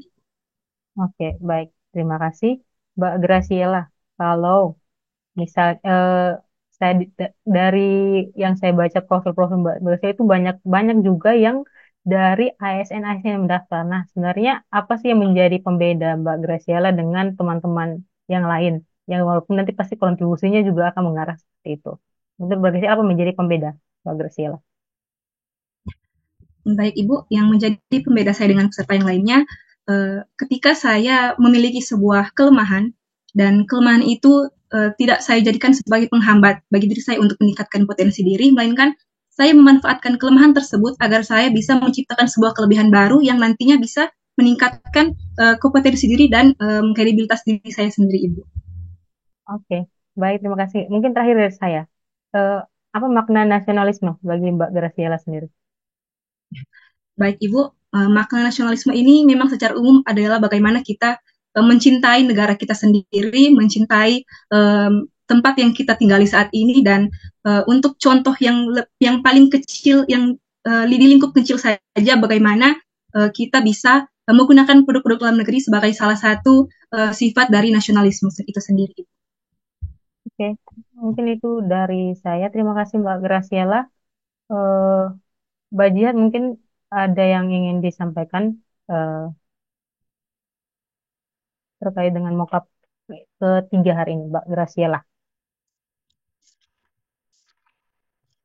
Oke, mungkin Mbak Jihad masih ada kesibukan. Oke, kalau dari saya sih, oh ya, saya baca CV-nya itu kontribusinya banyak sekali ya. Saya baca pertama mulai dari apa ya tadi. Soalnya yang tadi saya sampaikan mungkin yang bagian di apa sih namanya tadi? Mana tadi? Eh, Bentar ya.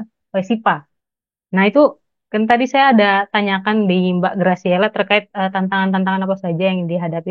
Mungkin eh, selain tadi Mbak Graciela jawabnya terkait dengan biaya ya, tapi sebenarnya yang ingin saya tekankan itu di bagian privasinya. Apakah keamanan datanya itu seperti apa? Karena kayak banyak kan kita tahu bahwa di dunia digital, apalagi kan Mbak Graciela akan mengambil bagian digital literasi tentang digital ya. Nah, itu mungkin Ya, perlu ditekankan juga karena aplikasi-aplikasi seperti ini kan mungkin akan banyak hal-hal yang bisa terjadi ya, seperti privacy dan segala macam. Itu mungkin bisa ditekankan bahwa memang akan sangat terjamin lah terkait dengan privacy dari data-data terkait dengan data tentang perempuan yang disalurkan bantuannya seperti itu ya. Oke. Itu dari saya. Mungkin kalau dari teknisnya mungkin suaranya sudah mantap, eh, tatapan matanya juga sudah bagus. Mung- Itu kalau dari saya apa lagi ya tadi? Oh ya mungkin terkait dengan nanti di perkuliahan karena Mbak Graciela-nya kan udah dapat LOA, jadi nanti mereka tuh akan fokus pertanyaannya di studinya tuh apa saja kan kadang mereka kan tanya mata kuliahnya apa aja nih yang akan diambil di semester satu apa mata kuliahnya semester dua pokoknya gitu segala macamnya terus eh, dosennya siapa gitu itu ada saya lupa juga tanyakan seperti itu terus dengan karena kan ada mau terkait dengan mau pengabdian non akademik juga kan nanti di studinya nah itu juga coba cari tahu terkait dengan komunitas-komunitas yang mungkin bisa membantu Mbak Graciela untuk kontribusi jadi coba cari komunitas-komunitas yang bisa membantu Mbak Graciela untuk kontribusi bukan di lingkungan bisa bukan cuma tentang lingkungan kampus ya tapi eh, Mbak Graciela itu tekankan bahwa walaupun mengikuti non akademik tapi tetap akan berusaha oh sih intinya akan ya intinya non akademik dan akademiknya itu akan sejalan jadi nggak akan ada yang jomplang jadi semuanya itu akan sejalan jadi itu perlu ditekankan juga nanti apa lagi Pak? Oke mungkin itu kalau dari saya mungkin Pak Jihad mungkin ada yang ingin disampaikan. Yes, bagus sekali ya. Mungkin sebagian besar sudah terwakili oleh Catherine.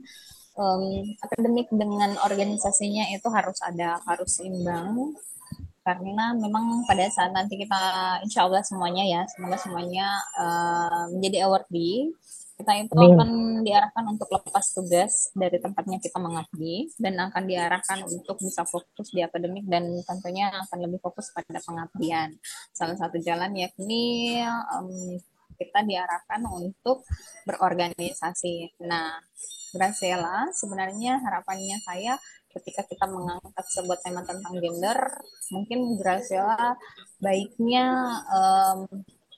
memperbanyak tentang kegiatan-kegiatan ya, kegiatan-kegiatan khususnya di gender itu sendiri. Wait, sebelumnya saya lupa. Graciela, ayo nafas dulu coba deh, kasih pelong dulu deh. Ya, gitu kan, senyumnya cantik gitu. Uh, Jawabannya sudah lancar ya, tinggal mungkin ketegangannya ya mau tidak maulah secara semua manusiawi pastinya ketika kita diwawancarai siapa sih yang tidak merasa canggung dan nervous pastinya ya. Tetapi ayolah kita usahakan hal tersebut tidak terlalu kelihatan dengan berusaha mencari cara bahwa kita ini memang siap untuk diinterview tanpa memperlihatkan ketegangan yang kita miliki dan alhamdulillah kalau misalnya kita memang tenang itu dalam menjawabnya itu pastilah akan semuanya dengan ini mengalir dengan tenang juga. Salah satu tips yang paling ampuh itu memang kita banyak-banyak berdoa ya, banyak-banyak berdoa, kemudian minta restu ayah bunda dan suami jika memang sudah menikah kayak gitu. Insya Allah itu semoga dilancarkan dan please untuk teman-teman jangan berhenti berjuang ya kalau misalnya seperti apapun nanti ke depannya. Kayak apalagi kalau misalnya ya ya dari ini ya lulusan lulusan dari mana lagi tadi IPDN gitu ya. Oh ya, ada satu hal yang menarik. Graciela kenapa tidak tembak luar negeri saja? Kan belum nikah kan? Iya Bu, ini kalau ini pertanyaan wawancara mungkin ini izin Bu ini pertanyaan wawancara atau pertanyaan di luar substansi Ibu? Bisa jadi pertanyaan wawancara. Yes. Kalau pertanyaan wawancara memang karena saya tahu kan untuk administrasi publik itu sendiri dia lebih dekat dengan bagaimana pelaksanaannya dalam pemerintahannya Ibu. Jadi ketika saya melanjutkan studi di Indonesia, saya akan memperoleh banyak contoh-contoh kasus dan fenomena-fenomena yang memang fenomena administrasi publik yang memang terjadi sesuai dengan kultur dan budaya pemerintahan yang ada di Indonesia Ibu.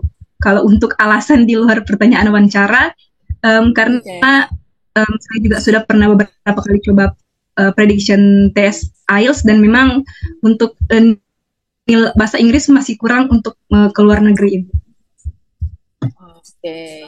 Oke, berarti memang punya dua versi ya, jujur-jujuran ya ini ya antara ada jawaban. Tapi terkadang dari LPDP suka yang jujur-jujuran gitu. Oh gitu. Ada beberapa interviewer yang suka yang suka jujur, yang oke lah keadaan sebenar-benarnya. Tapi kadang ada juga yang ya memang kita harus elaborasi katanya dengan lebih apik seperti itu. Iya, karena kan ini kan akan menjadi salah satu pertanyaan Hmm, kan ya, Catherine kan betul, betul. belum menikah kok nggak keluar negeri saja gitu ya. Tapi janganlah, kalau saya sih sarannya nggak usahlah ditahu untuk pihak LPDP kalau misalnya belum sampai misalnya IELTS-nya dan TOEFL-nya gitu ya. Karena itu salah satu menjadi minus point menurut saya lah. Gimana kalau misalnya TOEFL-nya nggak sampai gitu kan, walaupun dalam negeri kan memang kita ditargetkan itu. Jadi ya sudahlah, itu menjadi rahasia kita aja gitu ya. Apa? Oke, mungkin thank you untuk Graciela ya. Catherine, kita pindah Oke, lagi ya. oke, kita akan ke Oke. yang terakhir, Mbak Mas Gilang ya. Bukannya Ya, Adri, Gilang ya, Gilang. Gilang Oke, ya. ya. Gilang. Oke. Oke, Mbak Jihan, Oke. Mhm. silakan. Oke. Gilang, silakan perkenalkan dirinya seperti teman-teman yang sebelumnya.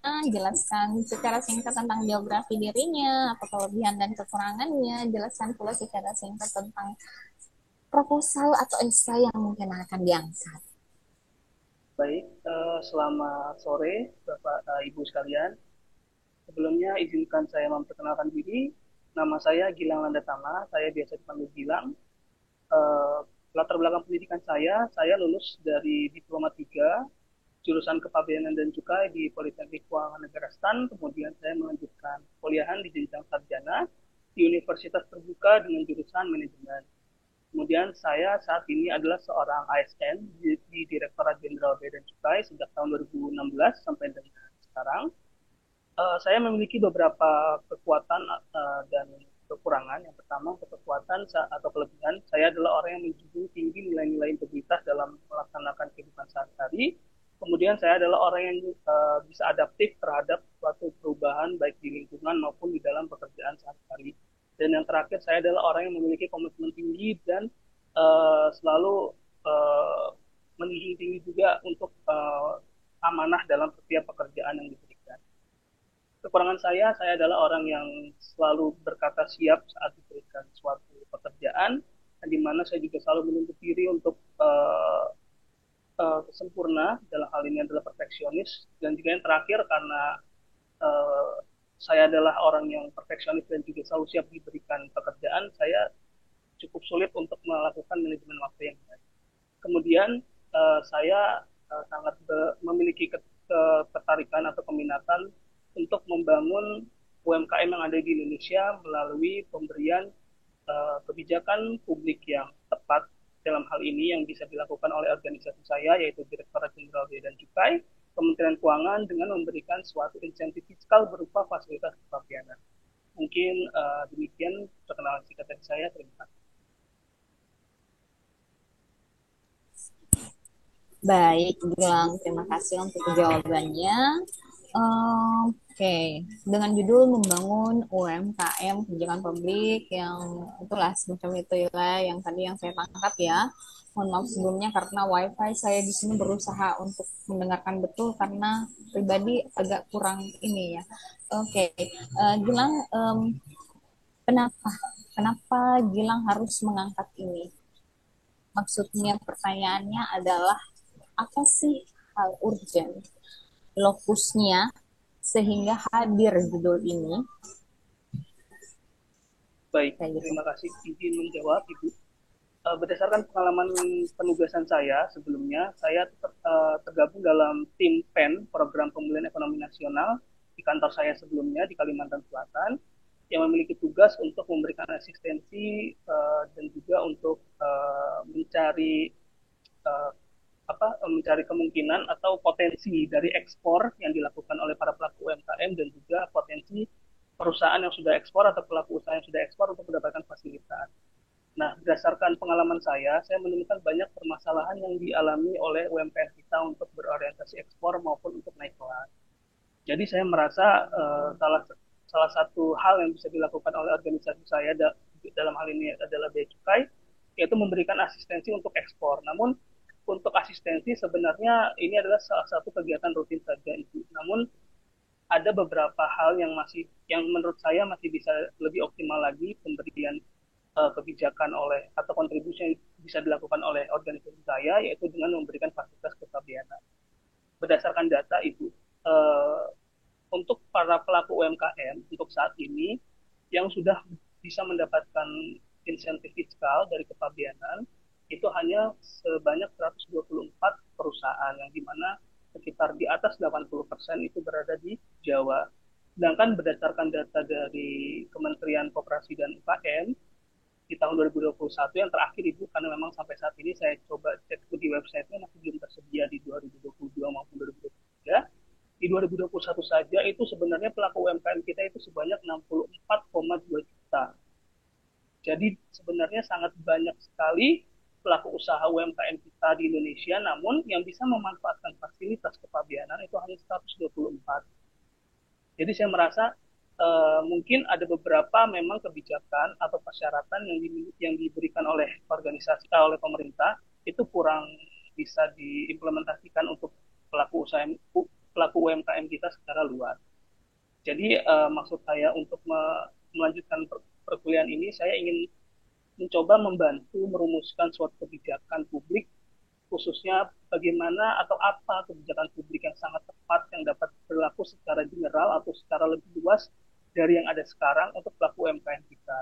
Jadi harapan saya jika saya memang dapat diterima dengan beasiswa untuk melanjutkan S2 nanti, saya ingin lebih berkontribusi dalam membantu menyusun suatu rumusan kebijakan publik yang tepat bagi pelaku UMKM, khususnya dalam pemberian insentif fiskal. Jadi dengan makin tumbuhnya pelaku UMKM kita, Ibu, saya meyakini juga bahwa potensi dari UMKM itu kan sangat besar. Dari data juga sudah disampaikan oleh Kementerian Koperasi UMKM juga di 2021 itu memberikan kontribusi 97% untuk tenaga kerja di Indonesia. Kemudian juga untuk investasi sekitar 61% dan untuk kontribusi terhadap PDB nasional sekitar 61% juga. Jadi saya melihat ada korelasi bahwa semakin berkembangnya UMKM, maka perekonomian kita juga bisa semakin tinggi lagi, semakin positif lagi. Jadi saya berharap ada kontribusi nyata juga yang bisa diberikan untuk UMKM dalam hal ini ranah di organisasi saya. Demikian Ibu. Terima kasih. Baik, terima kasih atas jawabannya. Nah, sementara yang berkembang saat ini dari pemerintah sendiri, terkhusus untuk Bapak Menteri bagian pemerintah, apa ya, Menteri yang menaungi tentang UMKM sendiri itu Menteri Kementerian Koperasi dan UKM itu. Oke, kalau tidak salah itu sudah sering mengeluarkan kebijakan-kebijakan yang sudah membantu para UMKM. Apakah judulnya ini sudah tidak usang lagi? Kira-kira dengan segenap kebijakan yang memang sudah diterapkan oleh pemerintah? Baik Ibu, terima kasih izin menjawab. Betul Ibu, jadi sebenarnya memang yang memberikan kebijakan untuk UMKM kita itu bukan hanya di Kementerian Koperasi dan UKM saja selaku pembinanya, instansi pembina. Namun seluruh kementerian juga sudah memberikan kontribusinya masing-masing sesuai dengan tugas dan fungsinya masing-masing. Kemudian saya melihat berdasarkan pengalaman kerja saya sebelumnya, bahwa di DJBC itu, di Kementerian Keuangan khususnya, dalam membina UMKM yang bisa dilakukan itu yang pertama adalah tadi memberikan asistensi, Bu. Bagaimana sih caranya UMKM untuk ekspor, apa yang harus dilakukan, apa persyaratannya. Namun selain kegiatan tersebut, saya merasa masih ada kebijakan lagi yang bisa diberikan oleh Kementerian Keuangan, khususnya di organisasi saya di Bea Cukai, yaitu dengan memberikan fasilitas insentif fiskal. Jadi untuk kementerian lain itu tidak memiliki kewenangan untuk memberikan itu, Ibu. Namun kalau untuk di Kementerian Keuangan, itu salah satu kebijakan yang bisa diberikan oleh kami, yaitu memberikan insentif fiskal. Insentif fiskalnya berupa apa? Yaitu berupa pembebasan pajak dengan beberapa persyaratan. Misalkan ada pembebasan biaya masuk untuk importasi bahan baku, bahan penolong, dan sebagainya. Kemudian juga bisa tidak dipungut PPN dan PPNBM untuk para pelaku usaha UMKM yang mendapatkan fasilitas. Jadi saya melihat beberapa kebijakan publik yang sudah diberikan oleh beberapa instansi masih belum ada yang menyentuh ranah pemberian insentif fiskal. Terima kasih. Baik, berarti Thank you untuk jawabannya ya. Berarti memang sudah ada beberapa ranah yang belum tersentuh oleh pemerintah. Nah, kira-kira dari selain sarannya itu tidak ada saran semacam kolaborasi yang akan dilakukan di dalamnya, termasuk dengan mengaitkan pentahelix? Ya, Ibu menjawab Ibu baik, betul Ibu. Sebagaimana juga yang telah coba saya tuliskan di essay saya, Ibu, rencana kontribusi saya itu akan menggunakan pendekatan dengan pentahelix, yaitu dengan melakukan kolaborasi terhadap 5 unsur, yaitu unsur pemerintahan, unsur media, unsur asosiasi atau dari bisnis, kemudian dari akademisi, dan yang terakhir juga dari media. Jadi Ibu, untuk kontribusi yang rencana saya lakukan itu kan saya akan membaginya dengan 3 fase. Ibu. Fase yang pertama itu adalah saya akan berkolaborasi. Setelah saya selesai studi, saya akan yang pertama yang akan saya lakukan adalah saya akan transfer knowledge, Bu.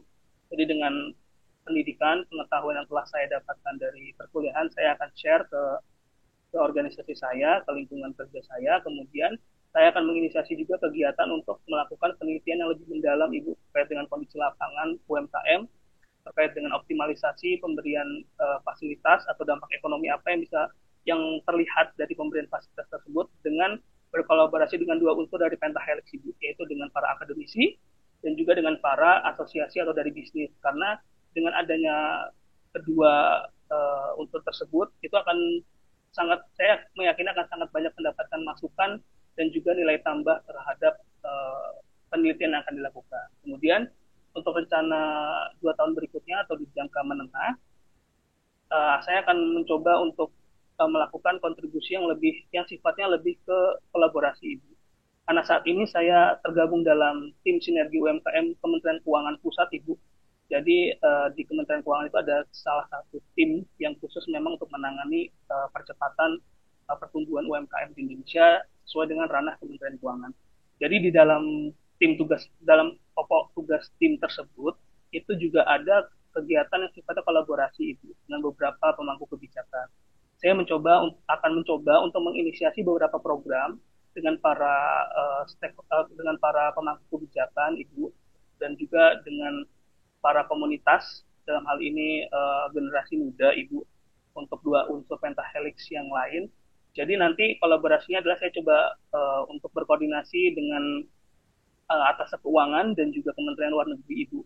Dalam hal ini untuk apa? Dalam hal untuk menggali informasi dan juga untuk lebih mengetahui sebenarnya di luar negeri itu apa sih yang dibutuhkan oleh UMKM agar bisa masuk pasar luar negeri. Kemudian kira-kira persyaratan apa yang sebaiknya dipersiapkan terlebih dahulu, dan juga untuk bisnis matching, Ibu. Jadi kegiatan bisnis matching itu kan adalah suatu kegiatan yang dimana mempertemukan antara pedagang dan pembeli.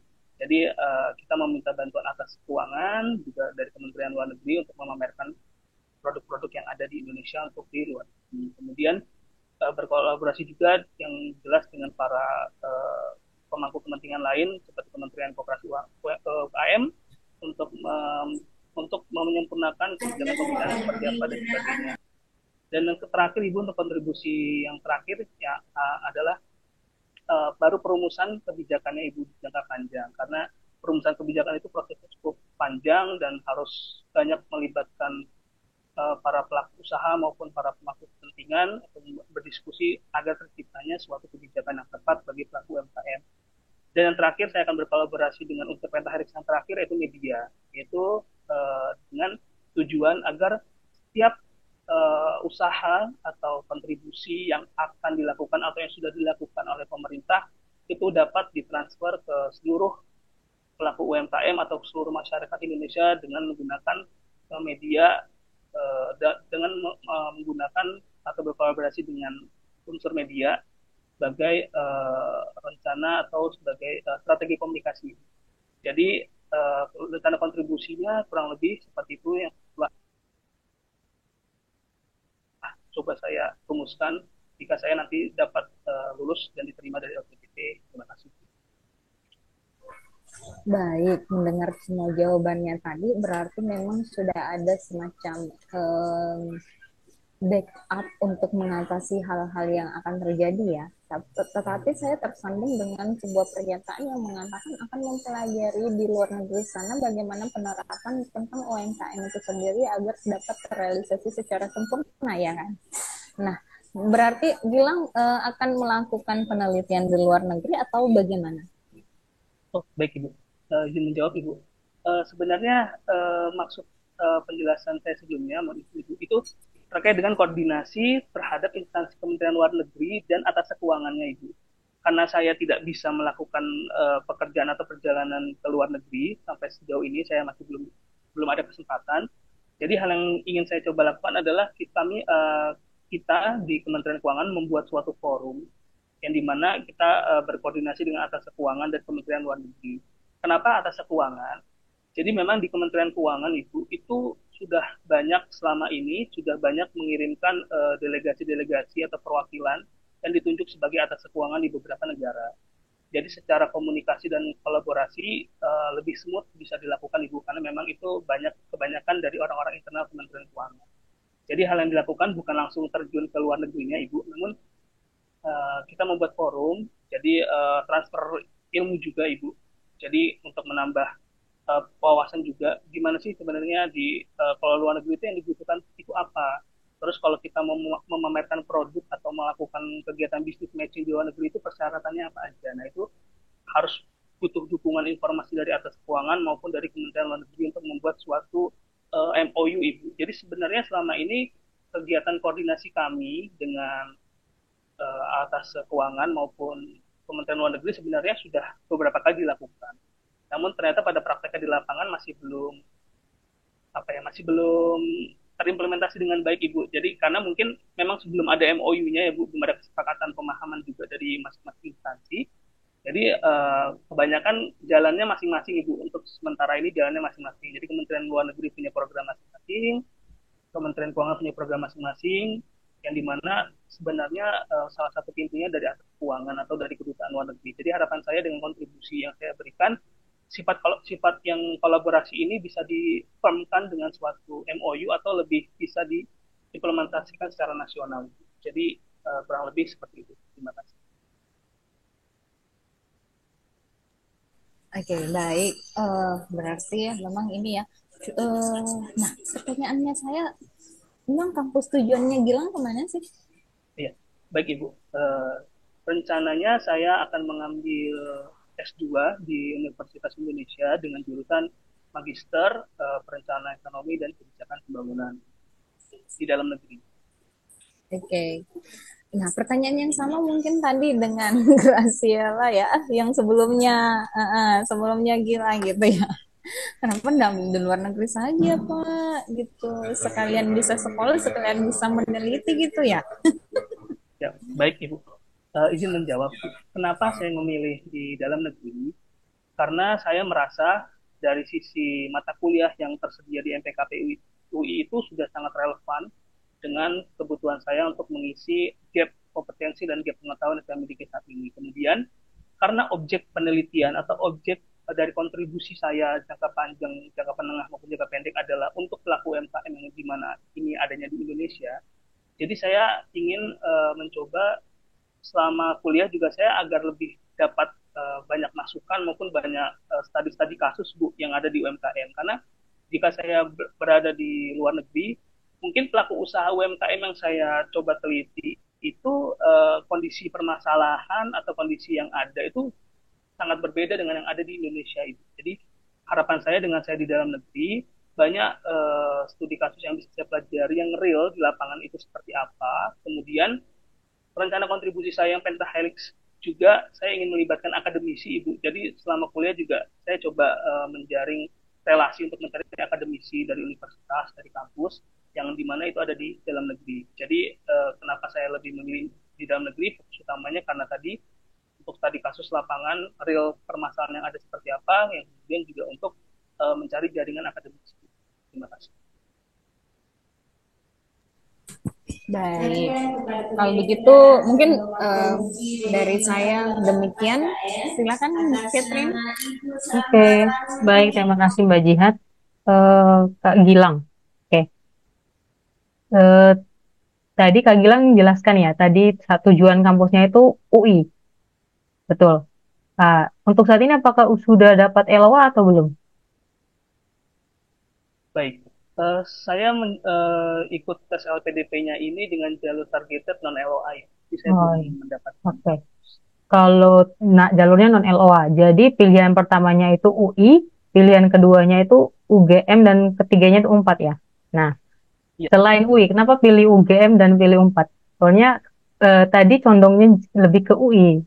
Terus kenapa UGM dan UNPAD juga dimasukkan gitu loh. Jadi gimana kalau Mas Kak Gilang, kenapa harus memilih UGM dan UNPAD juga? baik Ibu, izin menjawab. Kenapa saya memilih UI, UGM, dan UNPAD? Jadi memang betul Ibu, secara fokus utama saya memang sejauh ini saya akan berusaha untuk mendapatkan di UI, karena mata kuliah MPKP UI itu menurut saya sangat relevan dan cukup Hmm. unik Ibu. Jadi memang mempelajari kebijakan publik di MPKP UI itu, namun mata kuliahnya itu lebih banyak berkaitan dengan perekonomian Ibu. Jadi dengan rencana kontribusi saya yang untuk merumuskan suatu kebijakan yang bersifat insentif fiskal, yang dimana itu sangat dekat dengan keuangan, dengan perekonomian, jadi mata kuliahnya sangat cocok untuk di UI. Kemudian untuk di UGM dan UNPAD memang yang paling mendekati adalah kebijakan publiknya Ibu. Di UGM itu memang yang saya coba pelajari, di sana ada salah satu mata kuliah namanya collaborative governance di kebijakan publiknya, yaitu memang eh, salah satu rencana kontribusi saya di jangka menengah atau di fase kedua adalah sifatnya kolaborasi. Jadi saya merasa juga sepertinya kalau di UGM, jika memang saya tidak dapat di UI, di UGM juga dapat bisa lebih mempelajari terkait dengan kolaboratif governance. Walaupun mungkin kekurangannya adalah saya harus mengejar ilmu ekonominya ya di luar kebijakan publik. Begitupun sama Ibu dengan di Unpad. Di Unpad juga memang basicnya lebih kebijakan publik, namun tidak ada mata kuliah yang untuk penguatan ekonomi. Jadi sejauh ini fokus utama saya memang masih di UI, namun jika memang eh, saya masih belum bisa mendapatkan LOA di UI, mungkin yang akan saya lakukan adalah ke UGM atau UNPAD dengan lebih ekstra lagi untuk mempelajari terkait dengan ekonomi. Demikian Ibu. Oke, baik. Terima kasih Kak Gilang. Nah, karena udah tahu nih mau kuliah di UI. Jadi, Mas Kak Gilang ini kan dari Jakarta juga ya kalau nggak salah. Ya, saat ini Ya, bertugasnya di kantor pusat di Jakarta. Jakarta. Oke. Terus di sini eh, tulisnya sudah menikah. Nah, gimana nih Kak Gilang, cara menjaga biar kuliah dan hubungan kan beda ya kalau misalnya yang belum menikah dan yang sudah menikah, cara bagaimana mereka kuliahnya. Kan S2 ini kan lumayan berat nih kuliahnya nanti walaupun cuma 2 tahun tapi berat. Nah, gimana Kak Gilang bisa menghadapi tantangan ini? Baik, izin menjawab. Jadi memang betul saya alhamdulillah saat ini sudah berkeluarga dan dikaruniai satu orang anak. Kemudian walaupun saya bertugas di Jakarta, kebetulan istri saya juga bekerja Ibu, juga sebagai ASN, juga di sekitaran Jakarta, lebih tepatnya di Kota Tangerang. Hmm. Jadi dengan saya berkuliah sebenarnya waktu membagi dengan keluarga tidak jauh berbeda dengan bekerja Ibu, karena selama bekerja juga saya Senin sampai Jumat kerja, sorenya atau weekendnya adalah waktu dengan keluarga. Meskipun nanti dengan kuliah bedanya memang mungkin kalau di saat ini kondisi saat ini saya fokusnya bekerja, namun nanti setelah jika saya diberikan kesempatan untuk berkuliah dengan LPDP, fokus utama saya adalah di pendidikan, tidak bekerja, dan sisa waktu luangnya itu bisa saya manfaatkan untuk keluarga. Dan alhamdulillah istri sangat mendukung Ibu, karena juga memang setelah saya coba diskusi dan jelaskan juga ke istri, memang ini juga salah satu untuk kontribusinya juga untuk pelaku UMKM di Indonesia. Jadi tidak ada istri saya alhamdulillah tidak keberatan sama sekali, karena ya sebenarnya secara waktu kurang lebih sama sih Ibu cara membaginya, dan juga sejauh ini uh, untuk merawat anak karena kami sama-sama bekerja, kami selalu membagi tugasnya dengan tepat. Kurang lebih seperti itu. Terima kasih. Oke, baik. Terima kasih Kak Gilang. Nah, eh, mungkin pertanyaan yang hampir mirip ya tantangannya. Nah, nanti kan ketika lanjut S2-nya nanti kan eh, tidak kerja ya kita. Soalnya kan LPDP kan tidak diperkenankan untuk sambil bekerja. Nah, nanti kalau misalkan memang dapat dengan uang bulanan. Nah, kalau misalnya uang bulanannya tidak cukup itu gimana? Gilang menghadapinya itu. Terima kasih Ibu. Betul Ibu, memang kalau untuk LPDP itu kan kami mendapatkan surat tugas penuh Bu ya, jadi bebas tugas dari pekerjaan rutinitas sehari dan memang difokuskan untuk berkuliah. Setelah saya coba riset, Ibu bertanya dengan beberapa senior yang memang sudah keterima di LPDP dan juga di instansi yang sama, itu memang mendapatkan uang bulanan dari LPDP. Namun untuk gaji tunjangan yang biasa kami terima memang akan dipotong Ibu, walaupun tidak 1%. Tapi setelah coba saya lakukan kalkulasi dan hitung-hitung, juga saya coba wawancara bertanya dengan senior, benarnya secara selisih tidak jauh beda Ibu. Jadi sebenarnya untuk finansial sebenarnya sudah tidak, bukan menjadi masalah yang utama atau menjadi salah satu problem, karena setelah coba saya hitung-hitung itu ternyata selisihnya tidak begitu jauh. Dan berdasarkan budgeting bulanan kami dan istri itu masih masuk Ibu, alhamdulillah. Jadi sebenarnya tidak ada kemungkinan permasalahan di kebutuhan sehari-hari. Terima kasih. Oke, Oke, terima kasih Kak Gilang. Nah, nanti tadi juga dijelaskan ya, sebenarnya pengalaman Kak Gilang itu udah banyak ya. Jadi salah satunya jadi UMKM Sinergi Pusat ya, kerjanya di situ. Ya, tahun Ya. ini saya timnya tim sinergi UMKM Nah, pusat, betul. sebelumnya di Nah, dari sekian banyak hal yang sudah Kak Gilang hadapi, apa masalah tersulit yang pernah Kak Gilang hadapi dan bagaimana Kak Gilang menghadapi? Baik Ibu, terima kasih. Selama saya berkarir Ibu, memang saya menganggap organisasi saya itu adalah organisasi yang sangat dinamis Ibu. Jadi fungsi utama kami sebenarnya memang melakukan pengawasan dan pelayanan terkait dengan kepabeanan dan jasa. Namun objek dan subjeknya itu cukup banyak sekali. Dan kami itu tidak pernah bertugas di satu tempat selamanya Ibu. Jadi selalu pindah-pindah. Saya pertama kali penempatan di Banjarmasin tahun 2016 di Betul. kantor pelayanan Banjarmasin. Kemudian saya mutasi ke kantor wilayah di Kalimantan bagian selatan, walaupun sama di Banjarbaru saat itu, dan juga pindah ke Banjarmasin. Dan saat ini saya di Sekretariat Direktur Jenderal. Jadi masalah terbesar yang saya alami adalah perubahan tugas pokok saya itu dari satu hal ke hal yang lain. Jadi walaupun mungkin sejenis, namun objek dan pekerjaan yang saya hadapi itu cukup berbeda. Jadi masalahnya adalah saya harus terus belajar itu. Jadi saat saya ditugaskan di suatu seksi atau suatu subak atau suatu bidang yang baru, itu saya harus benar-benar belajar lagi. Kenapa? Karena dengan saya belajar, saya akan dapat menyelesaikan tugas-tugas tersebut dengan baik. Jadi hal tersulit bagi saya dalam pekerjaan adalah saat saya ditugaskan di tempat baru yang dimana pekerjaannya sangat jauh berbeda dengan pekerjaan sebelumnya. Jadi kesulitan itu saya coba hadapi dengan belajar, baik belajar secara individu maupun saya coba menanya ke rekan kerja yang sudah senior ataupun ke atasan. Demikian Ibu, terima kasih.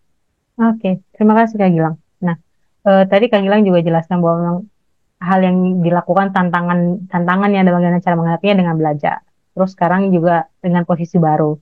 Nah, kalau misalnya eh, apa apa pencapaian atau posisi yang ingin Kak Gilang capai di nanti di yang sekarang sekarang kan sekarang posisinya kan UMKM sinergi sinergi ya. Nah, posisi terbesar atau posisi yang tertinggi yang ingin Kak Gilang capai itu posisi apa? Dan apa hubungannya dengan kontribusi yang akan Kak Gilang lakukan? Ini bisa dijelaskan. Baik Ibu, terima kasih.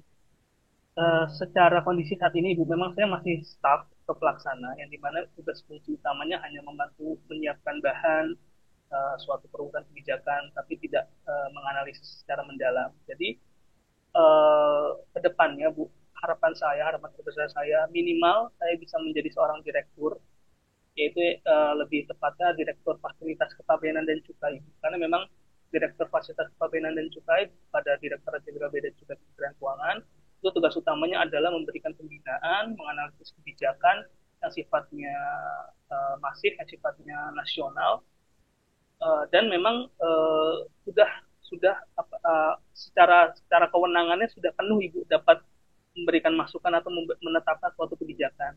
Jadi saat ini posisi saya staf pelaksana, saya hanya bisa membantu merumuskan, hanya membantu menyajikan data, bahan dan sebagainya. Tapi jika saya nanti ke depannya bisa menempatkan posisi minimal sebagai direktur fasilitas kepabeanan dan juga tersebut, saya akan bisa membuat suatu kebijakan yang lebih nyata, Bu. Jadi dan juga jangkauan kewenangannya jadi semakin lebih luas. Jadi untuk capaian terbesar saya, cita-cita saya minimal saya bisa menjadi seorang direktur, yaitu direktur fasilitas kepegawaian. Terima kasih. Oke. Ya, terima kasih Kak Gilang. Semoga ya Kak Gilang dapat mencapai posisi yang Kak Gilang inginkan dan kontribusinya itu bisa terjangkau lebih lebih luas lagi dapat ke masyarakat banyak. Oke, tadi dijelaskan juga sama Kak Gilang bahwa ada kontribusinya itu ada tiga. Jadi ada yang studi apa sih, transfer knowledge, terus ada kolaborasi dan perumusan kebijakan. Nah, tadi ada kalimat dari Kak Gilang yang bilang eh, jika lulus dan diterima LPDP kontribusinya. Namun, bagaimana jika tidak lulus LPDP? Apakah kontribusinya tidak dilakukan? Mungkin seperti itu. Jadi gimana tanggapannya Kak Gilang? Terima kasih. Betul Ibu, itu rencana kontribusi saya setelah selesai kuliah jika saya diberikan. Namun jika saya tidak lolos LPDP, apakah saya tidak berkontribusi? Sebenarnya tidak Ibu, karena dengan saya saat ini posisi saya juga sebenarnya sudah berada di tim sinergi UMKM di Kementerian Keuangan. Saya juga masuk ke dalam subtim penalaan analisis kebijakan yang tepat untuk para pelaku UMKM. Mungkin jika saya tidak bisa berkuliah dulu Bu, saya tetap akan bertugas di tim sinergi UMKM, namun mungkin saya harus mencari ilmu dari luar Ibu, jadi tidak fokus di perkuliahan, mungkin salah satunya dengan peningkatan diklat atau membaca buku dari luar, walaupun mungkin kurang optimal ya Ibu. Jadi secara kontribusi tetap akan saya lakukan, tapi mungkin kualitasnya mungkin tidak tidak sebaik harapan saya saat saya lulus dari perkuliahan Ibu. Jadi kontribusi akan tetap saya lakukan, namun mungkin secara kualitas yang mungkin agak berat untuk saya kejar Ibu. Demikian, terima kasih. Oke, baik. Terima kasih Kak Gilang. Sangat penyampaiannya sangat-sangat luar biasa dan mungkin apakah Kak Gilang sebelumnya pernah mendaftar LPDP? Ini percobaan pertama saya Ibu. Percobaan pertama ya. Jadi apa ap- nap bukan. Percobaan pertama ini dan saya lihatnya Kak Gilang ini sudah sangat matang ya. Bagaimana cara Kak Gilang menyiapkan dari UI-nya, apa sih, kampus segala macam kampusnya, kontribusinya juga sangat jelas. Ada step by step. Nah, kira-kira menurut Kak Gilang, apakah Kak Gilang betul-betul layak dan pantas menjadi award di LPDP dengan sekali percobaan ini? Apakah menurut Kak Gilang itu bagaimana? Seberapa pantas ya? Baik Ibu, izin menjawab. Memang sebagaimana salah satu uh, hal yang saya tulis dalam CV saya Ibu, yaitu hal pembeda dari peserta yang lain. Saya itu memang orang yang tidak begitu suka dengan hal yang sifatnya spontanitas. Saya merasa segala sesuatu itu harus direncanakan. Kenapa? Karena dengan segala sesuatu yang direncanakan, dengan perencanaan yang sangat baik, itu akan meningkatkan persentase keberhasilan. Bukan memastikan keberhasilan, tapi meningkatkan persentase keberhasilan dalam suatu pekerjaan atau dalam suatu tujuan. Berdasarkan apa yang telah saya lakukan, Ibu, saya melakukan persiapan LPDP itu sebenarnya mulai dari 2023. Saya dari mulai bulan September, Oktober itu saya mulai mengejar tes TOEFL, Ibu. Saya coba belajar 3 bulan untuk mengejar tes TOEFL. Kemudian setelah itu saya melakukan beberapa riset dan beberapa wawancara dengan para awardee, senior-senior yang sudah lulus, bagaimana sih cara membuat studi yang benar, yang baik, bagaimana sih cara membuat esai yang baik, terus rencana kontribusi dan sebagainya seperti apa. Sampai saya akhirnya lulus administrasi dan juga TPS juga sama Ibu, saya melakukan les-les juga sebenarnya Ibu untuk melakukan TPS karena sudah lama sekali saya tidak belajar mengutak-atik angka-angka, variabel dan sebagainya. Jadi saya merasa dengan beberapa hal yang sudah coba saya lakukan, perencanaan yang sudah coba saya lakukan, dengan ini juga saya meyakini bahwa persentase kelulusan saya cukup tinggi itu.